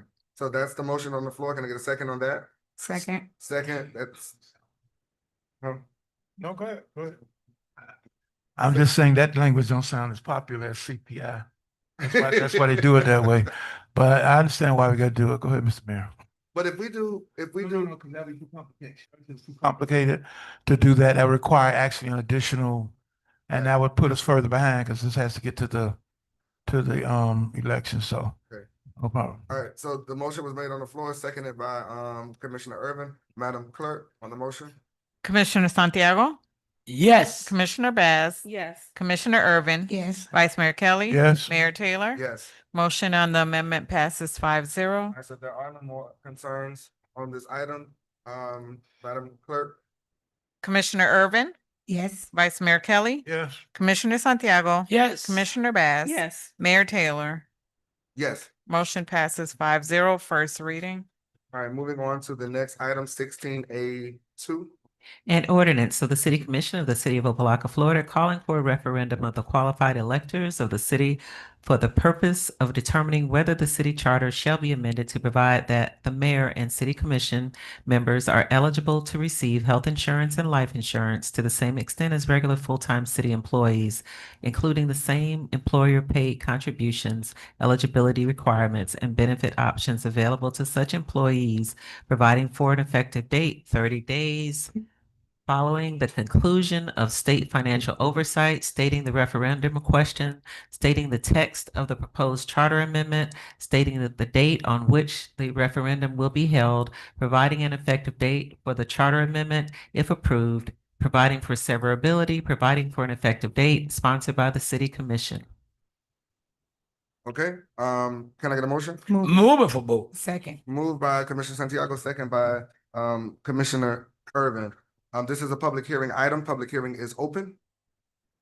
Hearing none, seeing none, public hearing is closed. Madam Attorney, I do have two amendments for this item as well. The first one is the removal of providing for an effective date 30 days following the conclusion of state financial oversight. I would like to remove that.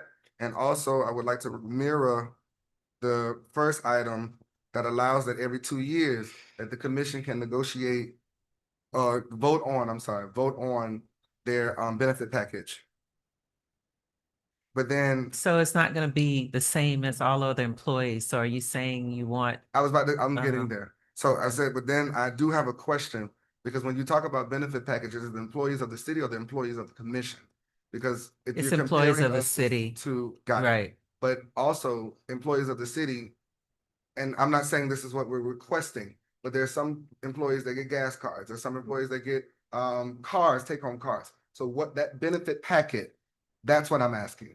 So I would, You probably, I know the clerk has done a lot of research on and the manager on the benefit packages, so I can't speak to those. But the intent from both the charter review members that were there and the commission members when you all had the workshop was that it would be like all other regular employees of the city. So I think even the word regular may be in the body of this document.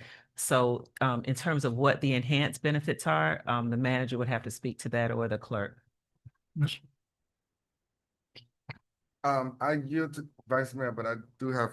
Mr. Mayor, I think, I know you weren't here because I had the same kind of concern, but I think the challenge we have, because we did it based on all the other employees, so we have to kind of mirror that. If something were to change as a result of that, we'd follow that same course. So that second part about every 2 years on this, I would not want to support that, because that would make it too challenging, because we had said we wanted to follow the same mirror of the employees. Now, if something happened with employees, insurance or whatever, then we would get that same whatever No. that they get. Vice Mayor, I'm not trying to cut you off, but what I'm commenting on is the latter part of that. So it's the same employer paid contributions, eligibility benefits, the word benefit I saw.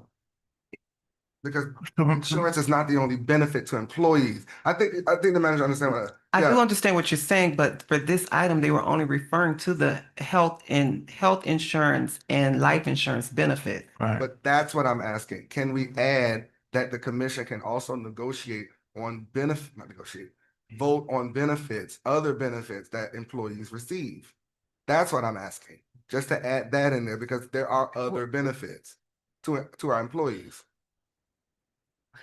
Well, the commission one is has, health, the one commission, is benefits. right, the commission has the authority to determine, as You you have the all, floor. as you all do, every so often, you vote on the benefits package that's recommended by the manager, right? So that wouldn't change. You'd still have the authority to vote on what those packages are after you normally have a third party do a review and they determine which plan is best and then they come back. You're missing what I'm saying. Yeah. It's not about the health part. Uh-huh. It's the other benefits. So Take there home are together. other benefits that our employees receive Right. outside of health. Well, no, and- you all would, What's the other, life yeah, insurance? you all would still have you still vote on those things too. But- You But still, it's not in the legislation. so I it doesn't matter. You still have that right to vote on those No, things. Madam Attorney, but this legislation speaks to health insurance and life insurance. So I I want to be know. able to add that all other benefits. So all. Oh, I see. Yeah, So all in addition to health and life, you want it to be to receive All all benefits. benefits received by all. Now, the issue is the regular language had been in the body, like I said, of the document. Do you mean all regular employees, or I think other employees would be employees like the manager and the clerk, they may have higher level benefits. So what are you talking about, the regular employees? And then I'm talking straight across the board. Whatever benefits any employee okay. gets in the city of Opa-locka, the commission at that time will be able to discuss amongst themselves and say, hey, we want black chairs as a benefit. Hey, we want white paper as a benefit. That's what I'm saying. I want. This still would be regular employees, right? And you know what you may want to do, Mr. Mayor, because I don't want there to be something where this passes and then it's a lawsuit because somebody says it wasn't clear. And since we have not had a chance to workshop what that is, maybe now is the chance to ask the people who know best what all those other things could be that would be in the world of benefits, because I don't know that and I don't want to write it in a way that excludes or you understand what I'm saying? Since we haven't talked about it, I want to be on point. That's And why I so- wanted to be a very what's what I'm looking for, like open, yeah. So all benefits, Robust. all benefits. But it's related to regular employees, correct? Yeah, regular employees. Okay, all right. All Benefits that relate, in other words, it's not the contractual, in other words, it would be the contractual employees, it would be the regular employees, right? Mhm. Okay, But All right. even though, I'm sorry, Vice Mayor, you still have the floor. But even the contractual employees, the benefits that because they get a benefits- car and they get car. But the benefits that regular employees versus contractual employees are the same. They mirror. No, they're not. They are. Mr. No, Mayor, they're not. that we're talking about the commission or about the regular employment? It's us. Yeah, We're talking about the benefits regular for all. employees are, and and I would appreciate if the manager and the clerk could jump in here. So- They've done a bunch of research So on it. regular employees, we do have some of our employees, of course, the police, they have take-home vehicles, which is in their PBA agreement. We have our public works employees that all of them don't have a take-home vehicle. Some of the supervisors do, and even them, they have to pay a percentage out of each pay period. As well as some of our code enforcement officers that live within the city, they have a take-home vehicle, but they also pay a percentage. All of our employees that has a city vehicle have a gas card. So I'm not sure if that's what you were referring to, but yes. That's my point. There are other benefits outside of health insurance that employees qualify for. So I just want to make sure that the commission that's coming behind us has that option to receive all benefits, not just some benefits. So that's why I asked, could we put that language that all the commission can qualify for all benefits that is received by an employee? I don't know. You got to work. So for every category of employee, you want it to read, so I should add some language that would be including contractual employees and supervisory, we should, so it's clear if it's challenged that that's what the intent was. I just want to make sure it's clear, that's all. So I will write it and I will come back in 2 weeks and you can see if I capture it. But I will try to write it as expansive as possible so that it captures the realm of everything that could be under the sun. Vice Mayor Kelly still has the floor. So Thank you, Mr. Mayor. I appreciate the energy. I wouldn't support that because to me, that's gonna make it too challenging because when you get into cars and vehicles and a level of it, who has a Tahoe versus who has a truck. The reason I would support this, the health and the life, because we've seen here, and some of us have been sitting here, what has happened with some of our former colleagues, where we were not in a position to do anything as a city to help them because of the way things are. And the city at this time, people don't realize it, we don't get health insurance. We don't get life insurance. So all the labor we put here, if you're here 4 years, 8 years, 2 years, whatever, and something happened to you, your family will get a resolution and a card, maybe a flower. And I think that is very unfair to someone who would give of themselves in public service. I am for the health insurance that is based just like the regular employees get because the managers provided us that analysis. I'm in favor of the life insurance the same way a regular employee gets because I think that's the minimum we ought to be able to get. Now, there are layers, of course, obviously, if you want to get the different tiers of plans, but that's not for the purpose of the document. I appreciate what the mayor is saying, but I think that would make it a lot more challenging trying to figure out which way and presenting it and legal challenges. I would support, as is listed, just the health insurance and the life insurance, just like the regular full-time city employees. And I'm really, and I've been here a long time, and I know it's challenging, and people sometimes think that we're getting what we're not getting. I can almost see it, Mr. Mayor, if we get a truck or even a gas car, and they see us at Murphy's, my tax dollars, et cetera, even though we're on call 24/7. When something happens, we got to come and do it, and we take on that as public servants. But I think the minimum we should have is at least the health insurance component and definitely the life insurance. And I know that's here. The charter board talked about it. We obviously spoke about it. The manager's given us the analysis, and it would be included as a part of the budget. So it's not like it's something that would come out of somewhere, be included if it goes to the voters and passes. But I think to do what you're suggesting, what I kind of like, I think at this time would be much more challenging, considering you taking the language out for the whole 30 days of oversight. I think that would send the wrong signal and a message. But I wholeheartedly agree that if you serve in this capacity, we're one fall away, one health scare away, one fall away from not being able to serve and still have no life insurance. No, and that's a sad commentary. And we're talking about folks coming in the future. If you got a family and you give yourself a public service and something happens and you don't even have anything that your family can fall back on, you're talking about a GoFundMe cup, that's really challenging to me. So I appreciate what you'd like to do. I wouldn't support going that far because I think that would be too stretching. I would agree, with the whole financial 30 days as you had in the other one, but I prefer to just leave the health insurance and life insurance just like the regular full-time employees like it's listed. That's my thoughts. I listen to my colleagues before we, of course, call for the vote. Mr. Thank you, sir. Mayor. no problem. Thank you, Mr. Mayor. I concur with Vice Mayor. I think we should take baby steps.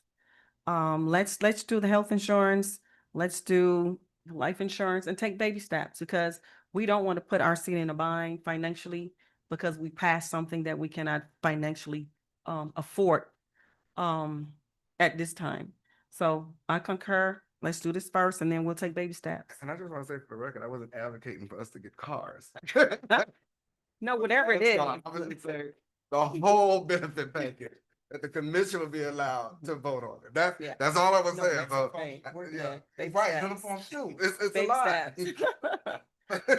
So, but yeah, I used to baby steps. Yeah, that's what I was advocating, just giving the commission the ability to make that decision for themselves, going forward. But I agree with you all, and I'll pull back. Like I said, the next commission that comes up, we want to make sure that they're set. To the clerk, the motion on the floor was to remove the language about the financial oversight, providing for an effect date 30 days following the conclusion of financial oversight. Can I get a second on that motion? Second. Second by Commissioner Irvin. Madam Clerk, on the motion? Commissioner Irvin, Yes. Vice Mayor Kelly, Yes. Commissioner Santiago, Yes. Commissioner Bass. Yes.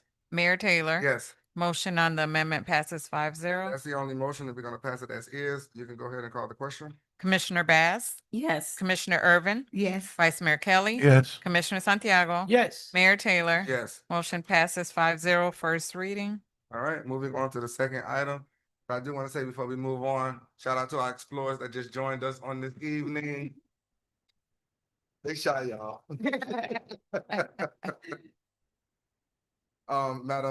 Madam Attorney. An ordinance of the City Commission of the City of Opa-locka, Florida, amending Article 3, Section 22-55 of the City of Opa-locka's Land Development Regulations pertaining to site plan application, specifically amending said section to add new letter E, providing for severability, providing for codification, providing for an effective date. This is sponsored by Commissioner Santiago. All right, can I get a motion? Move it. Second. Moved by Commissioner Santiago, second by Vice Mayor Kelly. This is a public hearing item. Commissioner Santiago, go ahead and present it, and then we'll open up the floor for public hearing. Thank you, Mr. Mayor. And then thank you for the opportunity to bring it this ordinance to help. What's going on? Oh. What we try tonight is to help a group of business people that they be operating here in the great city of Opa-locka when everything that we require, when everything that we are telling them to do, and they lost everything that they have in their life for 25 years working hard in that area. We came with a lot of ideas before, and for sure we cannot help these people economic because we don't have the resource to doing it. But at least we can do something for them, and it is giving the opportunity in an emergency to reopen the operation that they have. That's the only way that they have to survive today here in this world that is very hard to creating another position or another job to bring the support to the houses. In any other 7 or 8 business that they be damaged by that accident, by that tragedy, I call it a tragedy, it's people, it's family for the great city of Opa-locka that they depending on them. They depending on these businesses. And today they passing through a lot. And the only thing that I want to do is giving a hand together with all my colleagues to make them know that we are here for you, like the way you are here for us. We're here because people putting us here. And I believe that they deserve to be helped.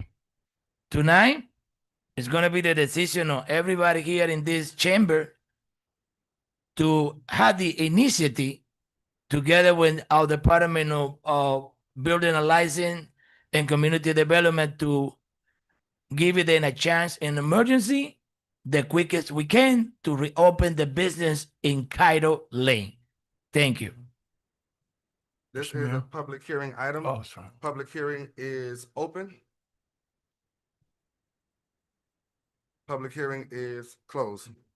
Vice Mayor? Kelly? Thank you. I want to first commend my colleague for, I know he tried to do it before, but it wasn't the timing of it. And I had asked the clerk, I don't know if she mentioned it to him or not, that I wanted to co-sponsor the item going forward. I also wanted to just put on the record as well. I know we had scheduled, hoped to have a workshop, but we weren't able to have that. I did meet with one of the business owners last week because I said I always like to have some kind of progress and a plan. So I know this will allow them to do certain things to get going, but I recognize it's a longer process and they still need resources and help going forward.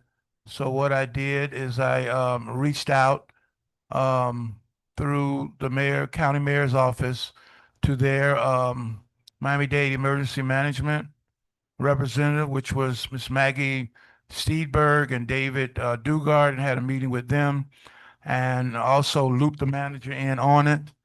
And they're going to be reaching out to all of the affected business owners to let them know what the Small Business Association Administration can do to help them as well, because everybody's situation could be different. But they are going to be reaching out to them. We finally got all of the contact information because that was the first step in the process. So all of them should be receiving calls from them. And as a part of that, as I said, the manager's office is looped in at some point after they meet with all of the affected business owners and get a plan together of possible ways to assist them and direct them in getting resources. The next step would, of course, be to convene a meeting with the manager, and hopefully we can set in such of a workshop where all of us can be a part. Because in addition to the legislation that my colleague's proposing, which I think is a good step and a first step, we want to try to tap into every other resource that Miami-Dade County and or the state for that matter, because as she mentioned, when I met with Ms. Stigberg, I think his name is, that there are certain things throughout the state of Florida dealing with the Small Business Administration that potentially could be tapped into. And I don't like to give folks false hopes, so I told her to please reach out as she's talking to the individual business owners to see their individual situations, how that they can best help them and to assist them, and whatever the city could do on our end, obviously, through the manager's office and the commission, we would do our best to help them going forward.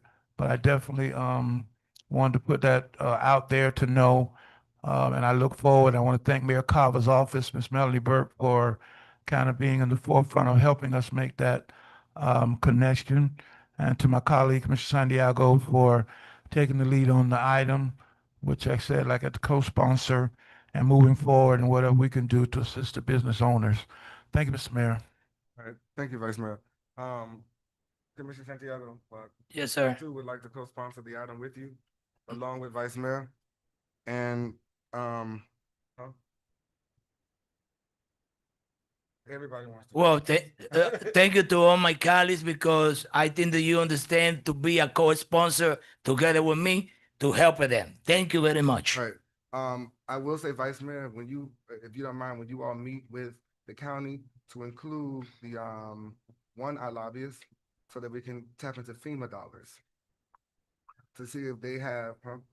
I wasn't trying to get too deep into the I know, agencies I'm because just that, asking you. yeah, all the agencies throughout the state and local that could No, potentially, federal. and also when we get to that point, the manager's office obviously will be at the forefront. And I'm hoping to set it where we could even be a part. But the first step is for them to talk to all the individual business owners to assess their particular situation. Because I kind of threw out different, she said, once they assess the needs and what they could help them with, then they're better able to which way to go. Because and I kind of threw it out there in a sense, if that means state help going forward, I'll just leave it like that. Thank you. Mr. Mayor, let me say the last thing. I want to say thank you to Vice Mayor Kelly, okay, for all this wonderful idea. To you, Mr. Mayor, and to my two colleagues in DM, Commissioner Irvin and Commissioner Bass. I hope that they understand what we say, because that's a beautiful idea what they bring, and I think we're here for helping you. Thank you. And I'm glad you said that, because that's my next thing that I would like to do. Madam Manager, in real brief, can Mr. Gay explain the item? So people Sure. know, because it's a, Okay. so people know what it actually is and what the city plans to do. And then what we can do is, Probably they're gonna need a translator that we don't have here. either, Ms. Gross, can you translate for us? All right, Madam Manager, do you mind? So just a brief description, Mr. Gay, of the item. And then we'll call the question right Okay. after. Mayor and Commissioners, Gregory Gay. I'm going to be reading Section E, the new Section E for this particular section of our zoning code, which deals with site plans. It says for any property impacted by the fires that occurred within the city of Opa-locka between the dates of May 26, 2026 and May 29th, 2026, property owners will be allowed to submit a temporary use application to be effective for 90 days, for a 90-day period. Mr. Gay, we got a translator. So you read real fast. That's why I said just give us the brief. So and you can what can you do and what can't you do, and just give us that. Okay. Basically, you can do a temporary application for 90 days. Básicamente pueden hacer una aplicación temporaria por 90 días. Impacted property owners will be required to submit a site plan. Los dueños impactados los dueños de propiedades impactados pueden van a ser requeridos de someter un site plan, okay, un set de planos para poder aplicar. Application pursuant to the section within the same 90 days. Esto tiene que ser parte de la aplicación dentro de los 90 días. And what would this allow? That's what I'm trying to get you to say. This, in essence, will allow them to do a temporary facility That's on what I the wanted site. to do. Esto le va a permitir que van a poder operar temporalmente en la facilidad o en la propiedad. But please stress, Ms. Adelina, that once this is not today. So it has to come back to the commission for final vote, and then they have to go through the application process. Esto no es una resolución que está pasando hoy, es una ordenanza, tiene que ser leída nuevamente en la próxima reunión y después van a tener que someter la aplicación. And then also, I would like you to say that Vice Mayor Kelly will be working on a town hall meeting to educate for what we're doing here, also other Initiatives, potential yeah. funding sources outside of the city. Okay. El vicegobernador Kelly está trabajando con algunas entidades fuera de la ciudad para también saber qué fondos están disponibles para ustedes. Y ellos van a hacer una reunión para poderles pasar la información y proveerle cualquier tipo de educación que sea necesaria para que ustedes obtengan los fondos en el futuro. And then also that we've provided their numbers to Miami-Dade County, who will be reaching out either via phone or letter to make contact with the business owners. La información de contacto de ustedes ha sido proveída a Miami-Dade County. Ellos lo van a estar contactando ya sea por teléfono o vía carta para que ustedes se puedan poner en comunicación directa con ellos. And we thank you for your patience. Gracias por su paciencia. All right, so we can go ahead and call the question. Wait, okay, so this is what we're gonna do. If you have any concerns, we have Ms. Gross and Mr. Gate that will take you outside and explain in further detail and answer any questions that you have.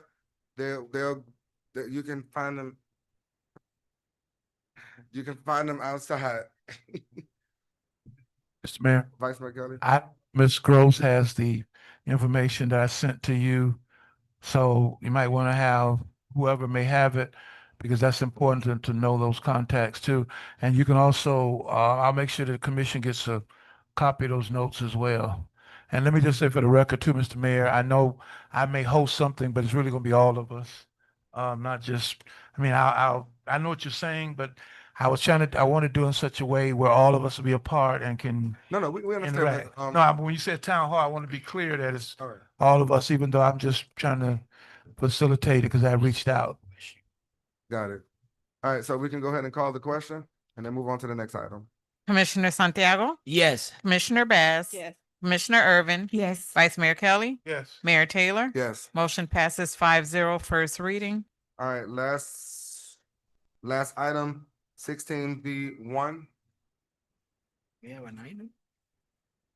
An ordinance of the City Commission of the City of Opa-locka, Florida, renaming Rutland Street from Opa-locka Boulevard to Vermont Street as Progressive Firefighters Association Street, providing for conflict and repealer, severability, scrivener's errors, and an effective date. The first reading and public hearing took place on June the 10th, 2026, and this is sponsored by Mayor Taylor.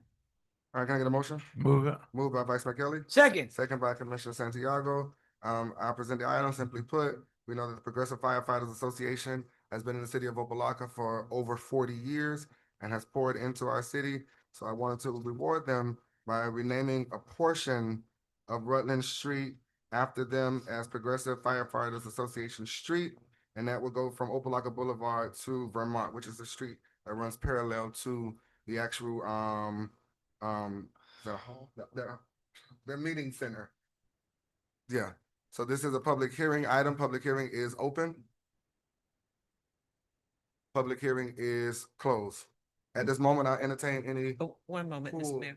There are certain things you have to do under your code of ordinances. We did share that information with the manager, and let me just pull it I can't up. hear you either. There are certain things you have to put on the record for your, according to your code of ordinances, and I just want to make sure you all have those things. I'm sure they're all done.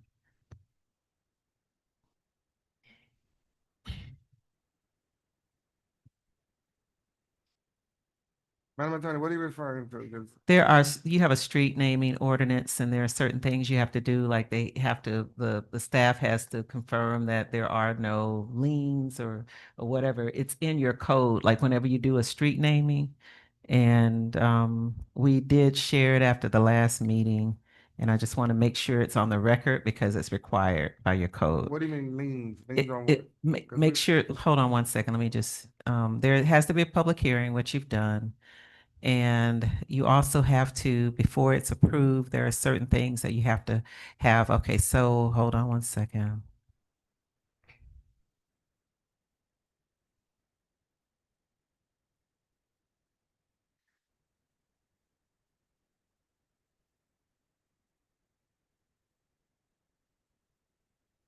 Miss Ashley Walker, you wouldn't happen to have it handy, would you?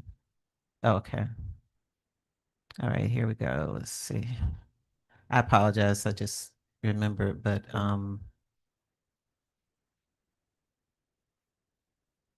okay, naming and renaming procedures.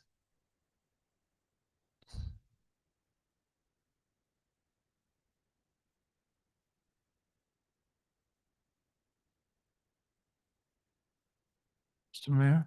Here it is. I have it. Vice Mayor Kelly. Madam Attorney, I'm a little confused. I've been up here for 6 years. I've never, go ahead. 'Cause I'm only we- telling you what's in your code. So it's section 19.28, review and recommendation. Whenever you name a street or rename a street, any person, whenever a name is needed for a new public facility or street, or whenever there is a proposal to rename an existing public facility or street within or owned by the city, said naming or renaming shall first be considered and reviewed by the City Commission according to the following procedures. Any person, organization, association, corporation, or other entity, including a member of the City Commission or the administration of the city, may propose it. That's what you all are doing. And prior to the vote, this is the part that I sent, prior to the vote on the item and after presentation of the ordinance, which has been done, of said proposal, the commission shall meet to consider and refer and review proposals for the naming or renaming of said public facility or street, and shall be given to all person or entities which have the proposed name of the public. The commission shall consider the cost that changing the name of any street will have on the existing property owners that may be impacted. The commission shall also consider whether any outstanding liens are owed by the person under consideration for the name change. There shall also be a discussion that one or more of the following minimum criteria can be established prior to passage of any proposal for the renaming of a public facility or street. One, whether the name presented for renaming or the event represents a person or event of national recognition, significance, and importance, which I think the mayor you have established, and whether the name presented for renaming has contributed in a significant way to development and progress of the city and its residents. And so that is in your code of ordinances, and I'm just putting it on the record. Mr. Mayor. One second. The challenge that I have, Madam Attorney, and I've heard everything you read, and I guess we checked all the boxes. Madam Manager, is that correct? It is correct. But I just would like to know why you waited to today to say it versus reading one, because supposedly. Right, it just, no, it's before you, I've shared it, but it's before it's voted on finally for the final vote. So it will be today. This is the time that you would do it today. And so I didn't want to do it in this way. That's why I shared it in advance. So, but I'm just letting, with staff, I'm letting you know, yes. And Mr. Mayor. you're copied. This is, I can give you my laptop and let you see it. This is it. I'm sure these things will be met. I have shared them. It's not my fault. This is what your code says. That's not what I'm saying. I'm just saying, in all transparency, Madam Attorney, if something like that is important, so that could have been a phone call when we could work through it and something, because let's just say we were not able to do that tonight, and it's more technical than that, then I have shared it. You have it. I sent an email. I sent this was done a couple of weeks ago after the first meeting. Mr. Mayor, it's not a major deal. I'm just putting it on the the record. major deal is, the major deal is because if you said it's that important, like you said, it's that important. It's just from your code. Mr. Mayor. Oh, that's what I'm saying. It's just communication. Just speak to the call. Yeah. You're gonna say, hey, this is, that's all. Mr. Mayor, Commissioner Santiago. thank you. Let me ask you a question to the city attorney and to the madam manager, and even to you. We live here for a long time here in this city. We already changed the name like for 5 of the road. And we don't even really change the name. We only put a sign next that say Barack Obama Boulevard. But that's perfect. Why we now in this time year 26 here in the great city of Opa-locka, we have so much problem to do something that we doing in the past? I don't understand that. Information, they don't call us. What's going on? This is something that we're doing it before. And there's only going to be a portion of that road there to honor the a place that be there like for 45 years. I don't understand that. Why they don't bring that to us? We're wasting time now tonight in the same thing. But we do that before. It means we're doing illegal before and nobody's suing us, because that's what I heard, that we can be sued. Nobody's suing us. It means the great city of Opa-locka government that can honor anybody in the history when a little piece of nail there in the street. But I see Dade County and other cities doing it. It's always something here. It's always something that I don't understand. Thank you, Mr. Mayor. I think that we had to go for the vote. All right, we can move on. Yeah, move on. Mr. Mayor, it's your item. Obviously, we support it. I guess the only question I have, and I'll just ask the question, was there a need for you to read that out? Is that part of what you It's had what to? you all have to consider. No, That's why I read it get out. that. I just, yes or no, were you required to read it out? No, it's just what you have to consider, and I wanted you to know what you have to consider in order to vote on it based on your ordinance. You can take a vote if somebody, I just want you to know this is what it says. Okay, it's your item, but I highly respect you, Madam Attorney, you know that. But to me, we're majoring in the minor because I see it in the legislation. I see it, Chapter 19, Article 3, everything you read, 19-29, I see it. My only question was, I thought you had to read it in the record publicly. And if that's not the case, wanting us to know it, it's there. We could have asked in a briefing if we weren't clear. So I'm just saying, did you have to read it? It says that verbatim? you must consider these things, and so Yes or no, Madam Attorney? I'm just bringing it up to your attention. Did you have to read it? For you to consider it, you have to put on the record that somebody considered it. That's what it says. Well, it's in the legislation. I'm just, it's the mayor's legislation. Look, I'm gonna back off. look, I think it's a wonderful, I think this is a wonderful ordinance. I'm just putting it on the record. That's all. I'm just doing my, But trying the to do my concern- job. The challenge that I have, and All we right. can move on, Madam Attorney, 'cause I gotta Thank say, you. you've never done this before. This And is- so yeah, I don't think you're coming from a nefarious I place, saw it but, and I. but we've Okay. named All streets right, and that's buildings since fine. I've been up here, but you've never took the initiative to read the ordinance for the record. So No, it's almost. I it's- saw this and it's I was almost bringing as it if to it's your a attention. Gotcha moment, but I don't know. I'm hoping that's not what it is, but that's what it seems like. Yeah, it's because not. it's never happened before. Okay. So we can call the question. I'm just telling you how I feel. call the question. We can call the question. Yeah, go ahead. Madam Clerk. Commissioner Bass, Yes. Commissioner Irvin, Yes. Vice Mayor Kelly, Yes. Commissioner Santiago. Yes, yes, yes. Mayor Taylor. Yes. Motion passes 5-0. All right, moving on to the city manager's report. Good evening, Mayor and Commission. I did submit my report to you guys in writing, but I would like to mention a few things that's listed. Carroll Lane and Northwest 127th Street drainage and roadway improvement. Paving operations have been completed throughout the project area, with the exception of the intersection of 127th Street and Carroll Lane. A contractor performing underground utility work on behalf of FP&L struck a city water main at the intersection, resulting in a water main rupture and localized flooding. The incident caused damage to recently installed asphalt pavement and underlying roadway base materials within the project limits. A permanent restoration plan is being developed to address the damaged roadway infrastructure. Upon completion of the evaluation, the proposed repair work and associated costs will be presented to the City Commission for consideration. We are also gathering the necessary information to send to our city attorney to see if we're able to pursue the recovery of the damages as a result of that occurring. I'm gonna tell you before you move on, and I'm glad you brought that up because that was my concern. Because this is not the first, second, or third time that this has happened, and it seems to be a recurring issue and a recurring theme in that area. But it's also not fair to the businesses and the residents. They were days without water. I think it was almost a week. They had low pressure. No, some had no water. Some had no water. Some had low pressure, some had no water. Because they had turned it off. And I can attest to that because Mr. Mayor. there was no water at the business. Mr. Mayor, I just want, on that point, you can contain it.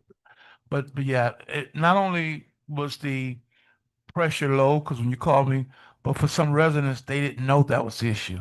Like it's gonna take time to get back up. So if you've been without water for a while, because we turned it off to do whatever, the communication that is gonna take, 5, 6, 7 hours for you to get back, they don't know. They're still thinking that there's no water. And I mentioned this to you as well, how we recoup. I see you said you're gonna send it to city attorney. Yes. But I guess the question I would have to the mayor's point on the subject, what can we do proactively going forward? Can we require maybe a set aside amount as a part of the project scope costs for that? That's something I can speak to the city attorney about to see if that's something that we can.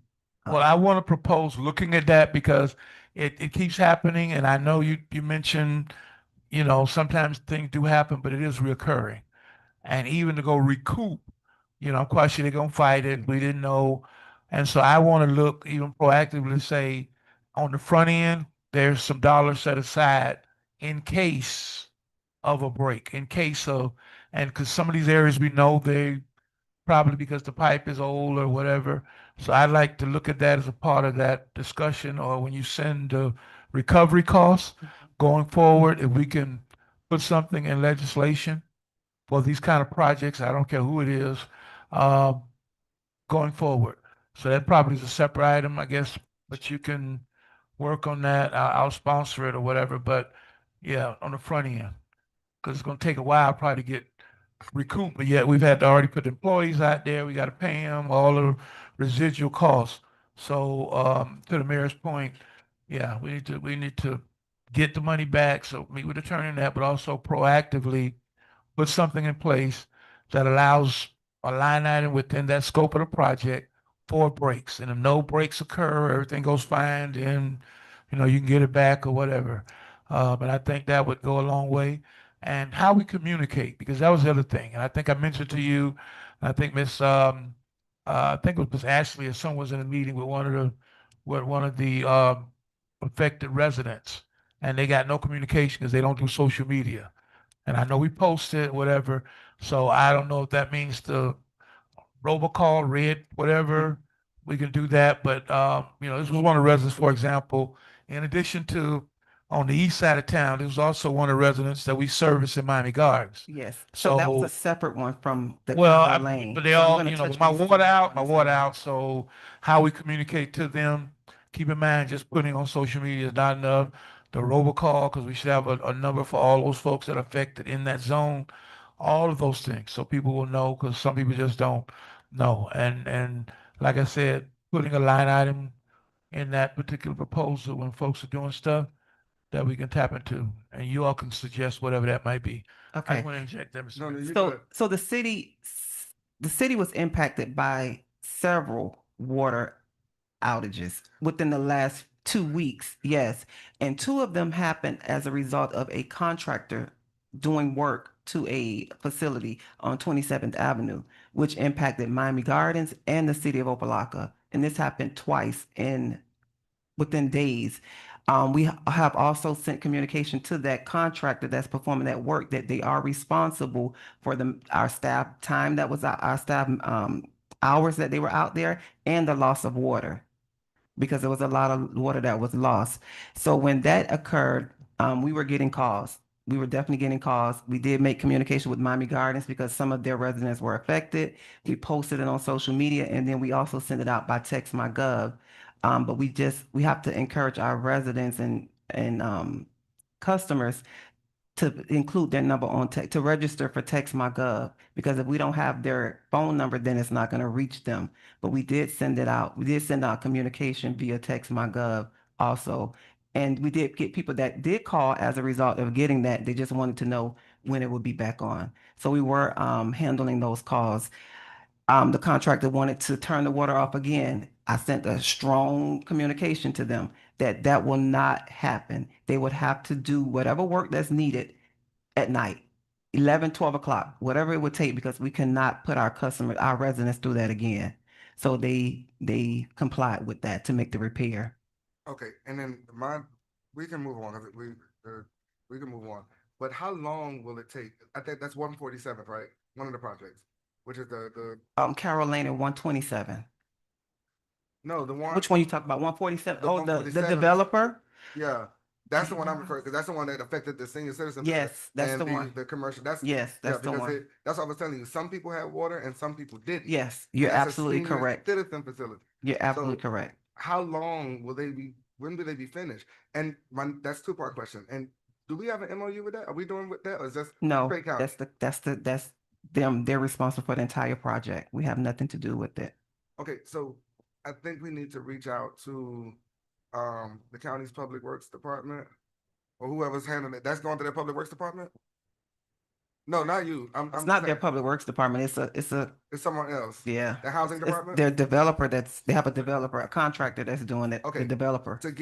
We need to know when Time y'all- frame. Yeah, when y'all gonna Yes. fix it? Okay. Because this is literally every Yes. week. Yes. And the water mains, and I know it's affected because it wasn't just on Opa-locka side, because it was North Miami, because our side is North Miami Beach, red and white. That's North Miami. And it was the same situation. So we might want to, yeah. Yes, we'll definitely reach out to them between Mr. Gay and Mr. Austin. Reach out to them, get a timeline to see when they're going to be complete, and I'll make sure I pass that along to the commission. All right, thank you. All right, we can move on. Okay. Madam Manager, I'm sorry. Ingram Park improvement in Burlington Canal. Sidewalk improvement activities are approximately 98% complete, with the restoration efforts currently underway to address the remaining areas. Stabilization work along Burlington Canal Bank continues to make progress. Improvements have been achieved to date, and the contractor remains actively engaged in completing the remaining work. The finance department are continuing their efforts on working with the external auditors to address and provide information and supporting documentation as is being requested for the audit. The finance director, along with myself, we met with BCA Watson Rice LLP on June 15, 2026 regarding the city's efficiency audit. During the meeting, the consultants requested additional time to complete their review and prepare a comprehensive status update for the city. A follow-up meeting is anticipated to discuss their findings and recommendations. However, as of today, I have not received a follow-up meeting date.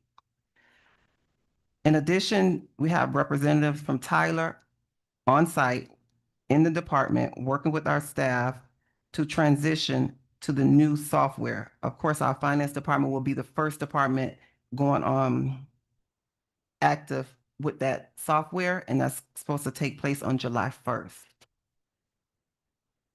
With regards to the summer youth employment, as of today, we have 11 participants that have completed the job readiness training, and they will be starting their work assignments at City Hall and the Parks location on June 22nd. We do have additional students, youth that are going through the process.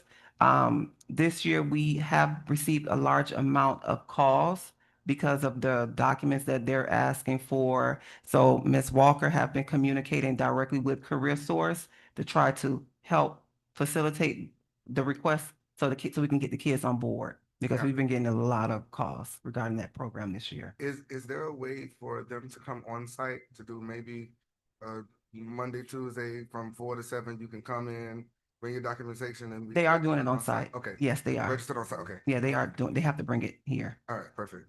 And also, Ms. Walker did inform me that we only have 3 recipients for the scholarship awards. All right. So with the 3 recipients from scholarship award, can we, 1, have it next week, and 2, the remaining have we done in the past? You gonna say that? That's No, the thing, yeah, I have something else to say, but about the scholarship. May I? I can do it. Okay, so what we have to be very careful with, what's happening is, as we know, some of our kids go to college on scholarships. So what the colleges are doing when we send the award to the colleges, they're keeping that money. The children are not seeing the money because they're saying that we gave you a scholarship to come here for free. So any monies that come in your name, we keep that Wait. because we're not. Sorry, I thought that we changed that. You brought Did this up. we? It I goes brought it directly to the up. child. You brought it up a couple years ago. It goes Okay, I just want to make sure. Last year, We did it directly to the student. no, No. it's payable to the school, but we give it to them in their hand, because the problem was that the school wasn't receiving them. But I think what Commissioner Irvin I is said, saying, yeah. it should go, because I thought that's what we were doing. It should go to the student.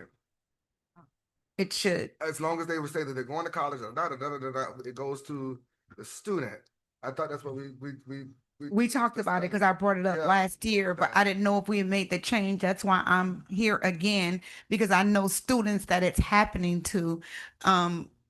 They keep that money because they said, we giving you free education. We need it. And as we know, our kids need refrigerators, bedding, they need I remember computers, they need stuff. like 2 years ago. It came from Yes. the student here. So Yeah, I do know it came up last year, and when it came up last year, we made the change. So, because at one time the city was sending it directly to the school, and they Right. weren't getting it. It was a delay. So what we did was we stopped that, and it still was made payable to the school, but they would have it in their hand, and they would take it to the school themselves.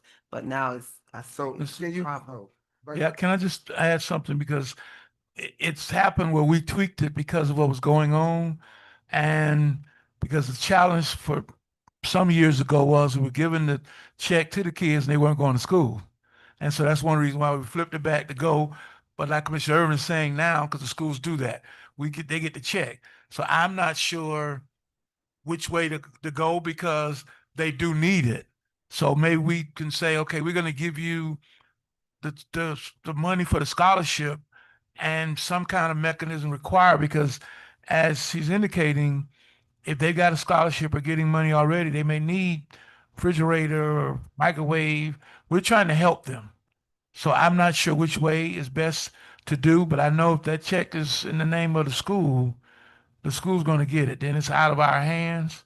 So, to my colleagues, and I Vice mean, Mayor, before you, I think we required them to be accepted into a Correct. 2 or 4 year university or college. And once And we they have get to that, show it. then, right. Yeah, because I remember that came That's up one of as the well. requirements. We have to Okay. have that. That's one of the requirements. okay, no, I remember that, but what I'm saying is, to the point, if the school gets the check, the kid basically Yeah. don't see it. And so it's kind of defeats the purpose of what we're trying to do.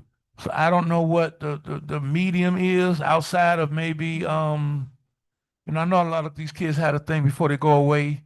They need this and that. I don't know if we can go that in deep or depth, but to me, that might be more amenable because kids may need stuff if they're going away.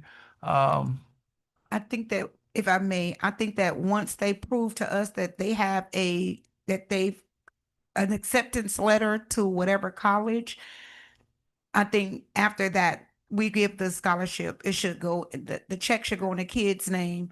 They are accepted, they have acceptance to the college, so we know that they're accepted to the college. And it should go in their names, opposed to definitely not to the college, because the kid's not going to see $1.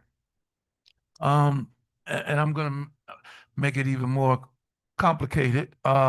We only have 3, and we put it back out. I mean, has it been out more than once? It's been out twice. Okay, so we only got 3. We've set aside 5. So right now, using our formal concept, that would be what, 1,500 each or something? Yeah. To my colleagues, and I guess it could be a test pilot case, is it possible, or maybe it's a managerial question as well, to maybe 1,000 go to the school, the actual check in the name of the school, and 500 go to the kid? Yeah. Or just do the whole 1,500 and just hope for the correct? I mean, I'm not in agreement with in $1 going to the school, because they're going to keep the money. Because our kids are probably getting some kind of financial aid, or they're getting something. So and I'm speaking from experience, my goddaughter's college kept over 15,000 of her dollars that she got in scholarships that went to the school. Yeah, and it happened. I don't remember the student's name because they were complaining that we sent the check, but they never saw the money. Taroni's daughter. Yeah. And it was an issue. And they fought and fought and fought and fought and fought, but it never came of anything. It happened a couple of times.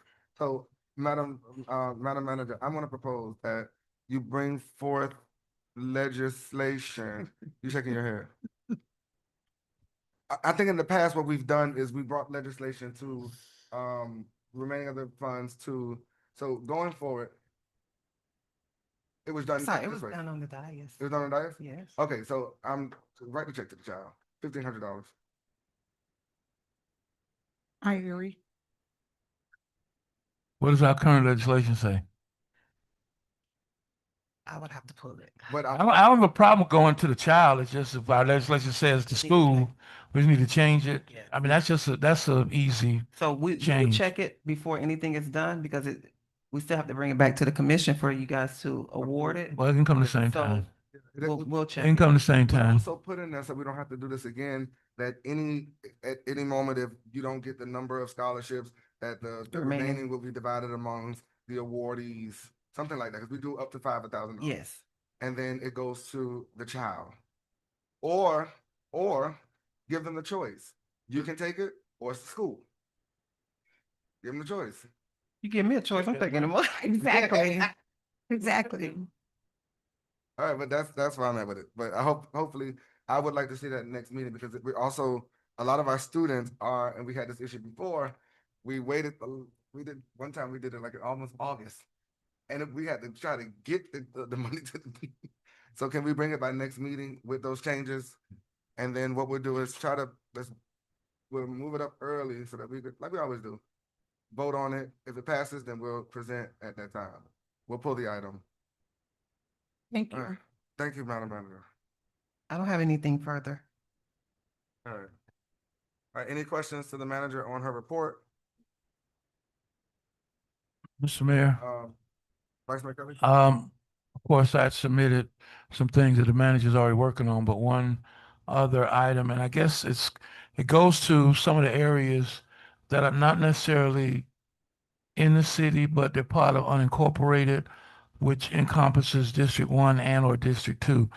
The area I'm referring to right now is the area along Northwest 32nd from 135th to 119. I can see your face expression, you know what I'm talking about. But I think that's District 2, correct? Have we reached out to them? Yes. And what has been the response? So they would come, they would pick up, but then they get right back. So we're constantly sending emails to them because I'm constantly riding by and I'm sending to Mr. Carney and I'm copied on the emails. He's sending them, he's making sure Melanie Burke is copied on there and they'll come and pick up the items. But doesn't that district have like a cleaning program? Because most of them have cleaning programs. It's not done. It's not routinely done. So it's not part of their, have we requested that? I mean, I know we requested to get it clean, but can it become a part of their District 2 Routine cleaning, maintenance. whatever program they do? So it can make sure it's in the loop as opposed to us having to call? Because it seems to be, like you say, just reoccurring. Yes, it is. And the other question that we suggested to them, cameras or something, because some of that is like so obvious of dumping and whatever. No, we have not suggested that. Well, you can ask. I mean, they can only say no because it's reoccurring. And although it's District 2 and or not our total responsibility in a sense, people coming into the city and or leaving, that's still a reflection on us. So if you could at least make that request, and hopefully we'll get some traction on it. I know it did get pulled past with the trash receptacles and things of that nature of where they're going to be going, et cetera. If you could get us that list initially, because I know it's going to be phased in over a period of time, so that we can at least be aware of it. The other items I'll send to you. Thank you, Mr. Mayor. Mr. Mayor, Oh, if I may. yes. Madam Manager, I know we spoke earlier about the summer job program. Please, after I left your office today, I got another call from another residence that they received the email, but it's been 4 days and nobody's called them or anything.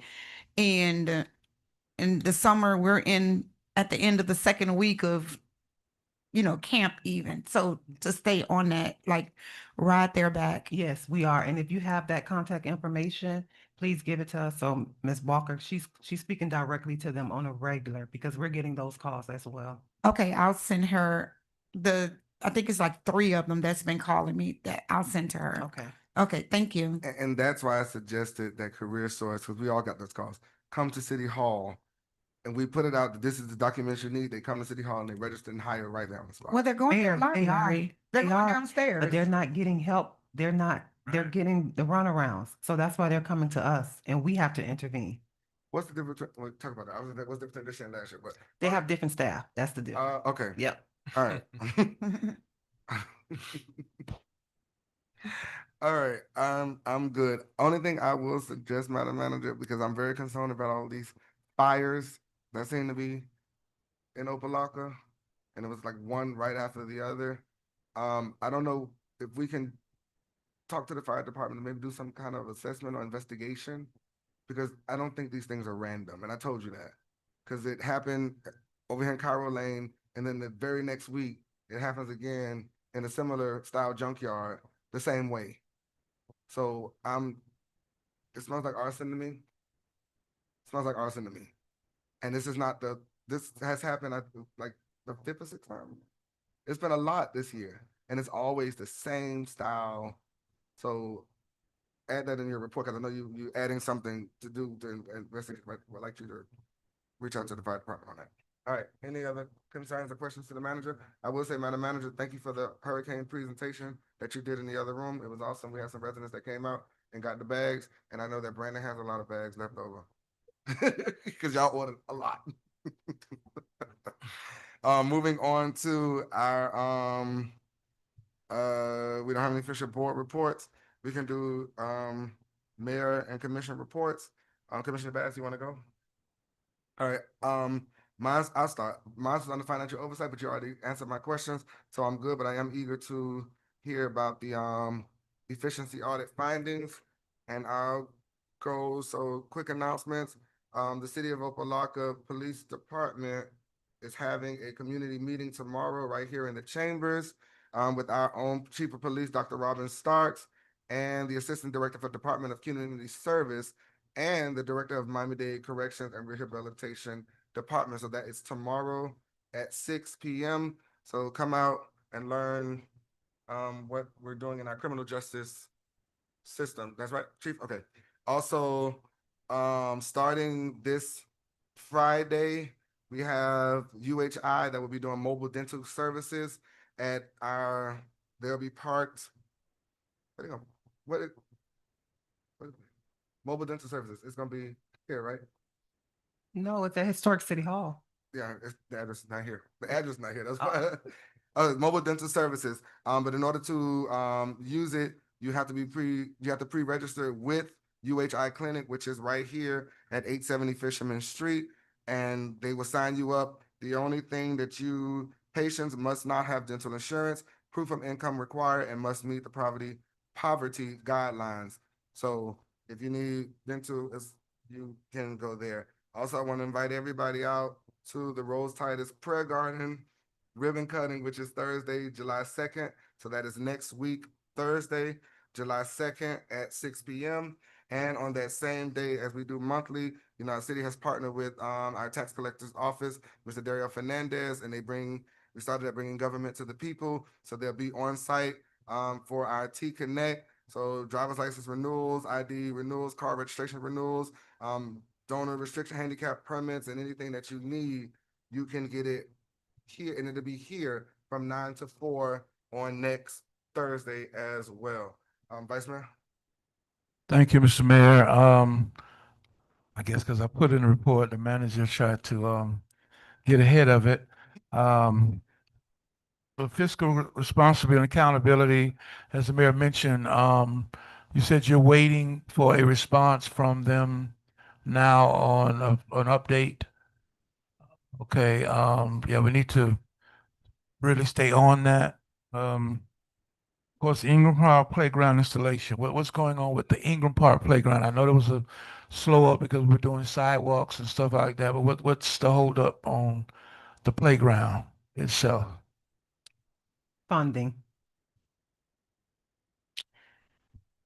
It's the funding.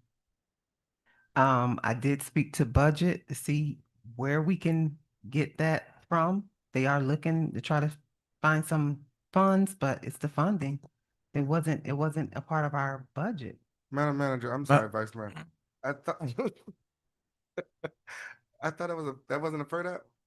No, we had Sherbandi and we had Siegel Park. We didn't get anything for Ingram Park. But this commission passed for playgrounds for both parks because we knew FERDAP was covering Shabandi, and we did not want Ingram to be left out.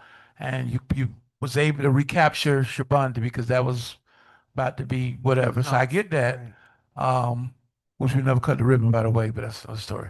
No, Siegel. But the idea, I mean, it's Siegel. Yes. But the idea of Ingram, we knew we had to do funding or have funding because we needed to do it. We did not want one. Now, originally, what my understanding was, because we were doing a lot of sidewalk and some of the repairs of the concrete inside, that delayed it. And I see the improvement on that. So now you're telling me it's a straight funding. Yes, it is. It's a funding issue. It's not lost. We are trying to put it a part of our budget amendment that we're submitting to the commission, but it's definitely a funding issue because it was never budgeted. Okay, now I'm gonna move this meeting fast. So my colleagues, we're gonna do a briefing moment here. That $125,000. No, Vice Mayor. Yeah, no. We have to use that. Yeah, no. We have to use it for the Carroll Lane item that was passed at the last commission meeting. The assessment. See, but here's the point I'm making. You're saying that now residents didn't hear that. I mean, they didn't know that. Because if we had to pass that, what are we gonna find on 25,000? You're gonna take it out of that line item and left 21,000. I'm saying the residents over there, because we said we're gonna do a playground. And we've got 2 new playgrounds, beautiful. We need to do a playground. So I am suggesting to you that Carol, wherever you're going to infrastructure, that's fine, but that playground needs to take place. Yes, it's going to be a part of the budget amendment that will be coming to the commission. Whether it's from community development or somewhere else, we are putting that in the Okay, budget because amendment. that's long overdue, so we need to get that playground. That's why I brought it up. Would that be this fiscal year, or are you Yeah. looking at next fiscal year? It's going to be funded in this fiscal year budget. That's why you said a budget Budget amendment. amendment. No, Budget amendment. yeah. Yeah. Go ahead. No, we're good, because I just want to. No, it's this fiscal year budget amendment. If it was next budget, then I'll be proposing in the next upcoming budget, and I'm not. Next year's budget is going to be tight, so we're going to try to put it in this year's budget. And then my next question Well, is I'm sorry, just take it over. go ahead. Responsibility, is this something that we can actually do in this budget? Yes. Yes. Oh, okay. Well, that ends my questions. Go ahead, Mike. Okay, and I know it's tough and tight, but we passed this a while back that we're going to get the playground done, and so we need to get it done as quick as possible, as whatever. So that's why I had it as an update because we knew we didn't initially budget it, but there's no way you can do playground on one or whatever, not do the other, and we passed legislation for all of our playgrounds to be done. So I'm glad to hear that. Look forward to coming back. The city events and initiatives, you sent that to us like 2 minutes ago, or when did you get yours, Commissioner? 2:53 p.m. You got Get hers yet? in the parking lot. And I know the hours far spent, so I haven't looked at it either.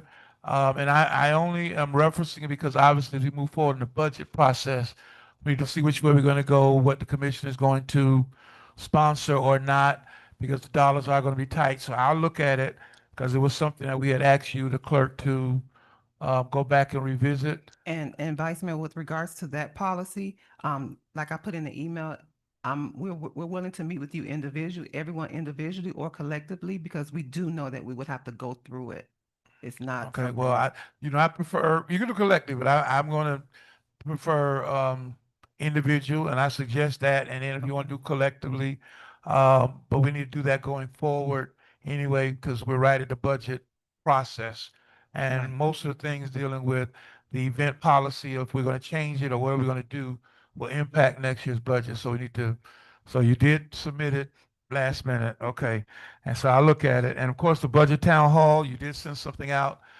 I'm gonna have to propose additional dates because the date that I propose is not good for everyone. So I'm gonna give the. You know, I know it was bad for me, because I really was trying to get a budget town hall in as well for the community, but obviously you need to meet with us before you can get that far. And I know we're under some time constraints because our budget has to get to the state by August 1st. So I guess we'll wait on the new proposed dates, but I would encourage, after your individual, have you met with all of us individuals? I have. Okay, so now it's just a collective meeting. Okay, so hopefully you'll get a date that meets all of us, because that's the other part going forward, the budget town hall. I know for Meet Me Monday in July, I'm going to still talk a little bit about budget stuff from the angle of the property tax issue and all of that as well, and that potential impact, even though it's potentially a year out if it passes. So that's good to know. So I guess from now on, I'm going to put all of them under here, and you'll have them all answered by the time we get to the I didn't meeting. answer all of them, Vice No, Mayor. no, well, you gave the information. I'll go through it, but thank you for that. Also, the prayer that we're still doing every first Wednesday is going to take place July 1st at 12:05 at the Prayer Garden. The mayor did mention the ribbon cutting. I have a lot of heartburn on that, but I'll speak to you again individually on that event or whatever that's supposed to be, because it seems to be kind of moving target. And also July 2nd, we're going to be doing farm share. I did hear the mayor mentioned, and I know because of the holiday, they moved it up probably to the 2nd. We've got the reverse situation because farm share is doing their audit on July 1st. So they had asked us about the 2nd, which we agreed to for farm share. And we had submitted, I know we put in for the building and all that good stuff. But that's the reason why I had to switch it just for this month because they're doing their own audit at Farm Share and couldn't accommodate July 1st. And rather than have our folks miss out on the opportunity for receiving the items, that's why we agreed to move it to the second, same time frame, etc. So I'm gonna try to maybe have some flyer reminders, but you might have people kind of showing up or calling your office or calling the clerk for that matter. What happened to Farm Share? Because even though we put it out for a different date, some people still may not remember for the 2nd of July. I will stop there because it's the lateness of the hour, so Commissioner can give her report. Thank you, Mr. Mayor. Farm Share still, it's going to be the same location, just missing the date. So I know you, and when I was my assumption, you probably moved yours because the holiday, but it's no problem. They'll just go from one to the other. Thank you. I don't have much. I'm tired. Okay. Please come out for the 4th of July celebration, which is on the 4th of July. At Ingram Park. Look forward to everyone coming out, having a great time. Thank you to Vice Mayor for the partnership that we did with the Juneteenth celebration. It was really nice. Enjoyed it. And bingo for July. I didn't want to cancel it, so I changed it to July 17th. Yeah, I did a point of privilege and I moved it to July 7th.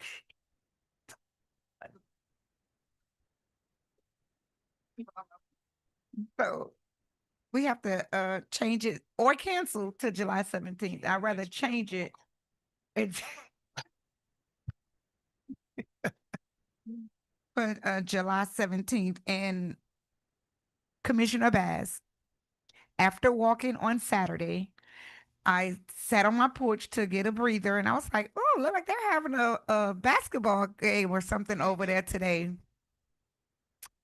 I completely forgot. Charge it to the brain, not to my heart, because I would have been there. I was just so glad to get a break till I'm so sorry I missed it. But I'll catch the next one. I'm sorry.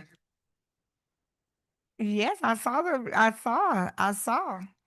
Don't leave out the dress. Girls do what girls do. Thank you. But I had a suit on. We about to we about to call we about to leave out. But I just want to say that we want to keep we lost two of our residents. Well, the ones that I know of, two of our residents, Miss Shirley Kemp, whose services will be this Saturday at 11 at Royal Funeral Home. And then the other one is Mr. Russell Riles, whose services will also be on Saturday at 59th Street Pentecostal Church. And these are all of our residents, so we want to make sure that we're keeping their family in our prayers. But it went to that one. Which one? Kirby White. Yeah. Yeah. Oh, and then Mr. And Kirby White. we have another resident. I don't know the name, but they're right on Purvis. That was last week Sunday, I think. Right on Purvis. When you leave our houses, you go to the left. That house on the right hand side that we probably all put signs on their yards. Oh wow. During campaign season. But I didn't know what was going on. So I just want to make sure that Yes. we're keeping their families in our prayers and sending strength to them. So thank you all for that. Can I get a motion? Wait. I left out one thing. Yes, I, ma'am. I did do a breakfast of appreciation. Thank you guys so much for coming for our employees. And I fed the police officers on Father's Day breakfast. I did. That's it. I think you did that on purpose. Can I get a motion to adjourn? I'm mad all over here. Moved by Commissioner Irvin. Second by Vice Mayor Kelly. This meeting is adjourned.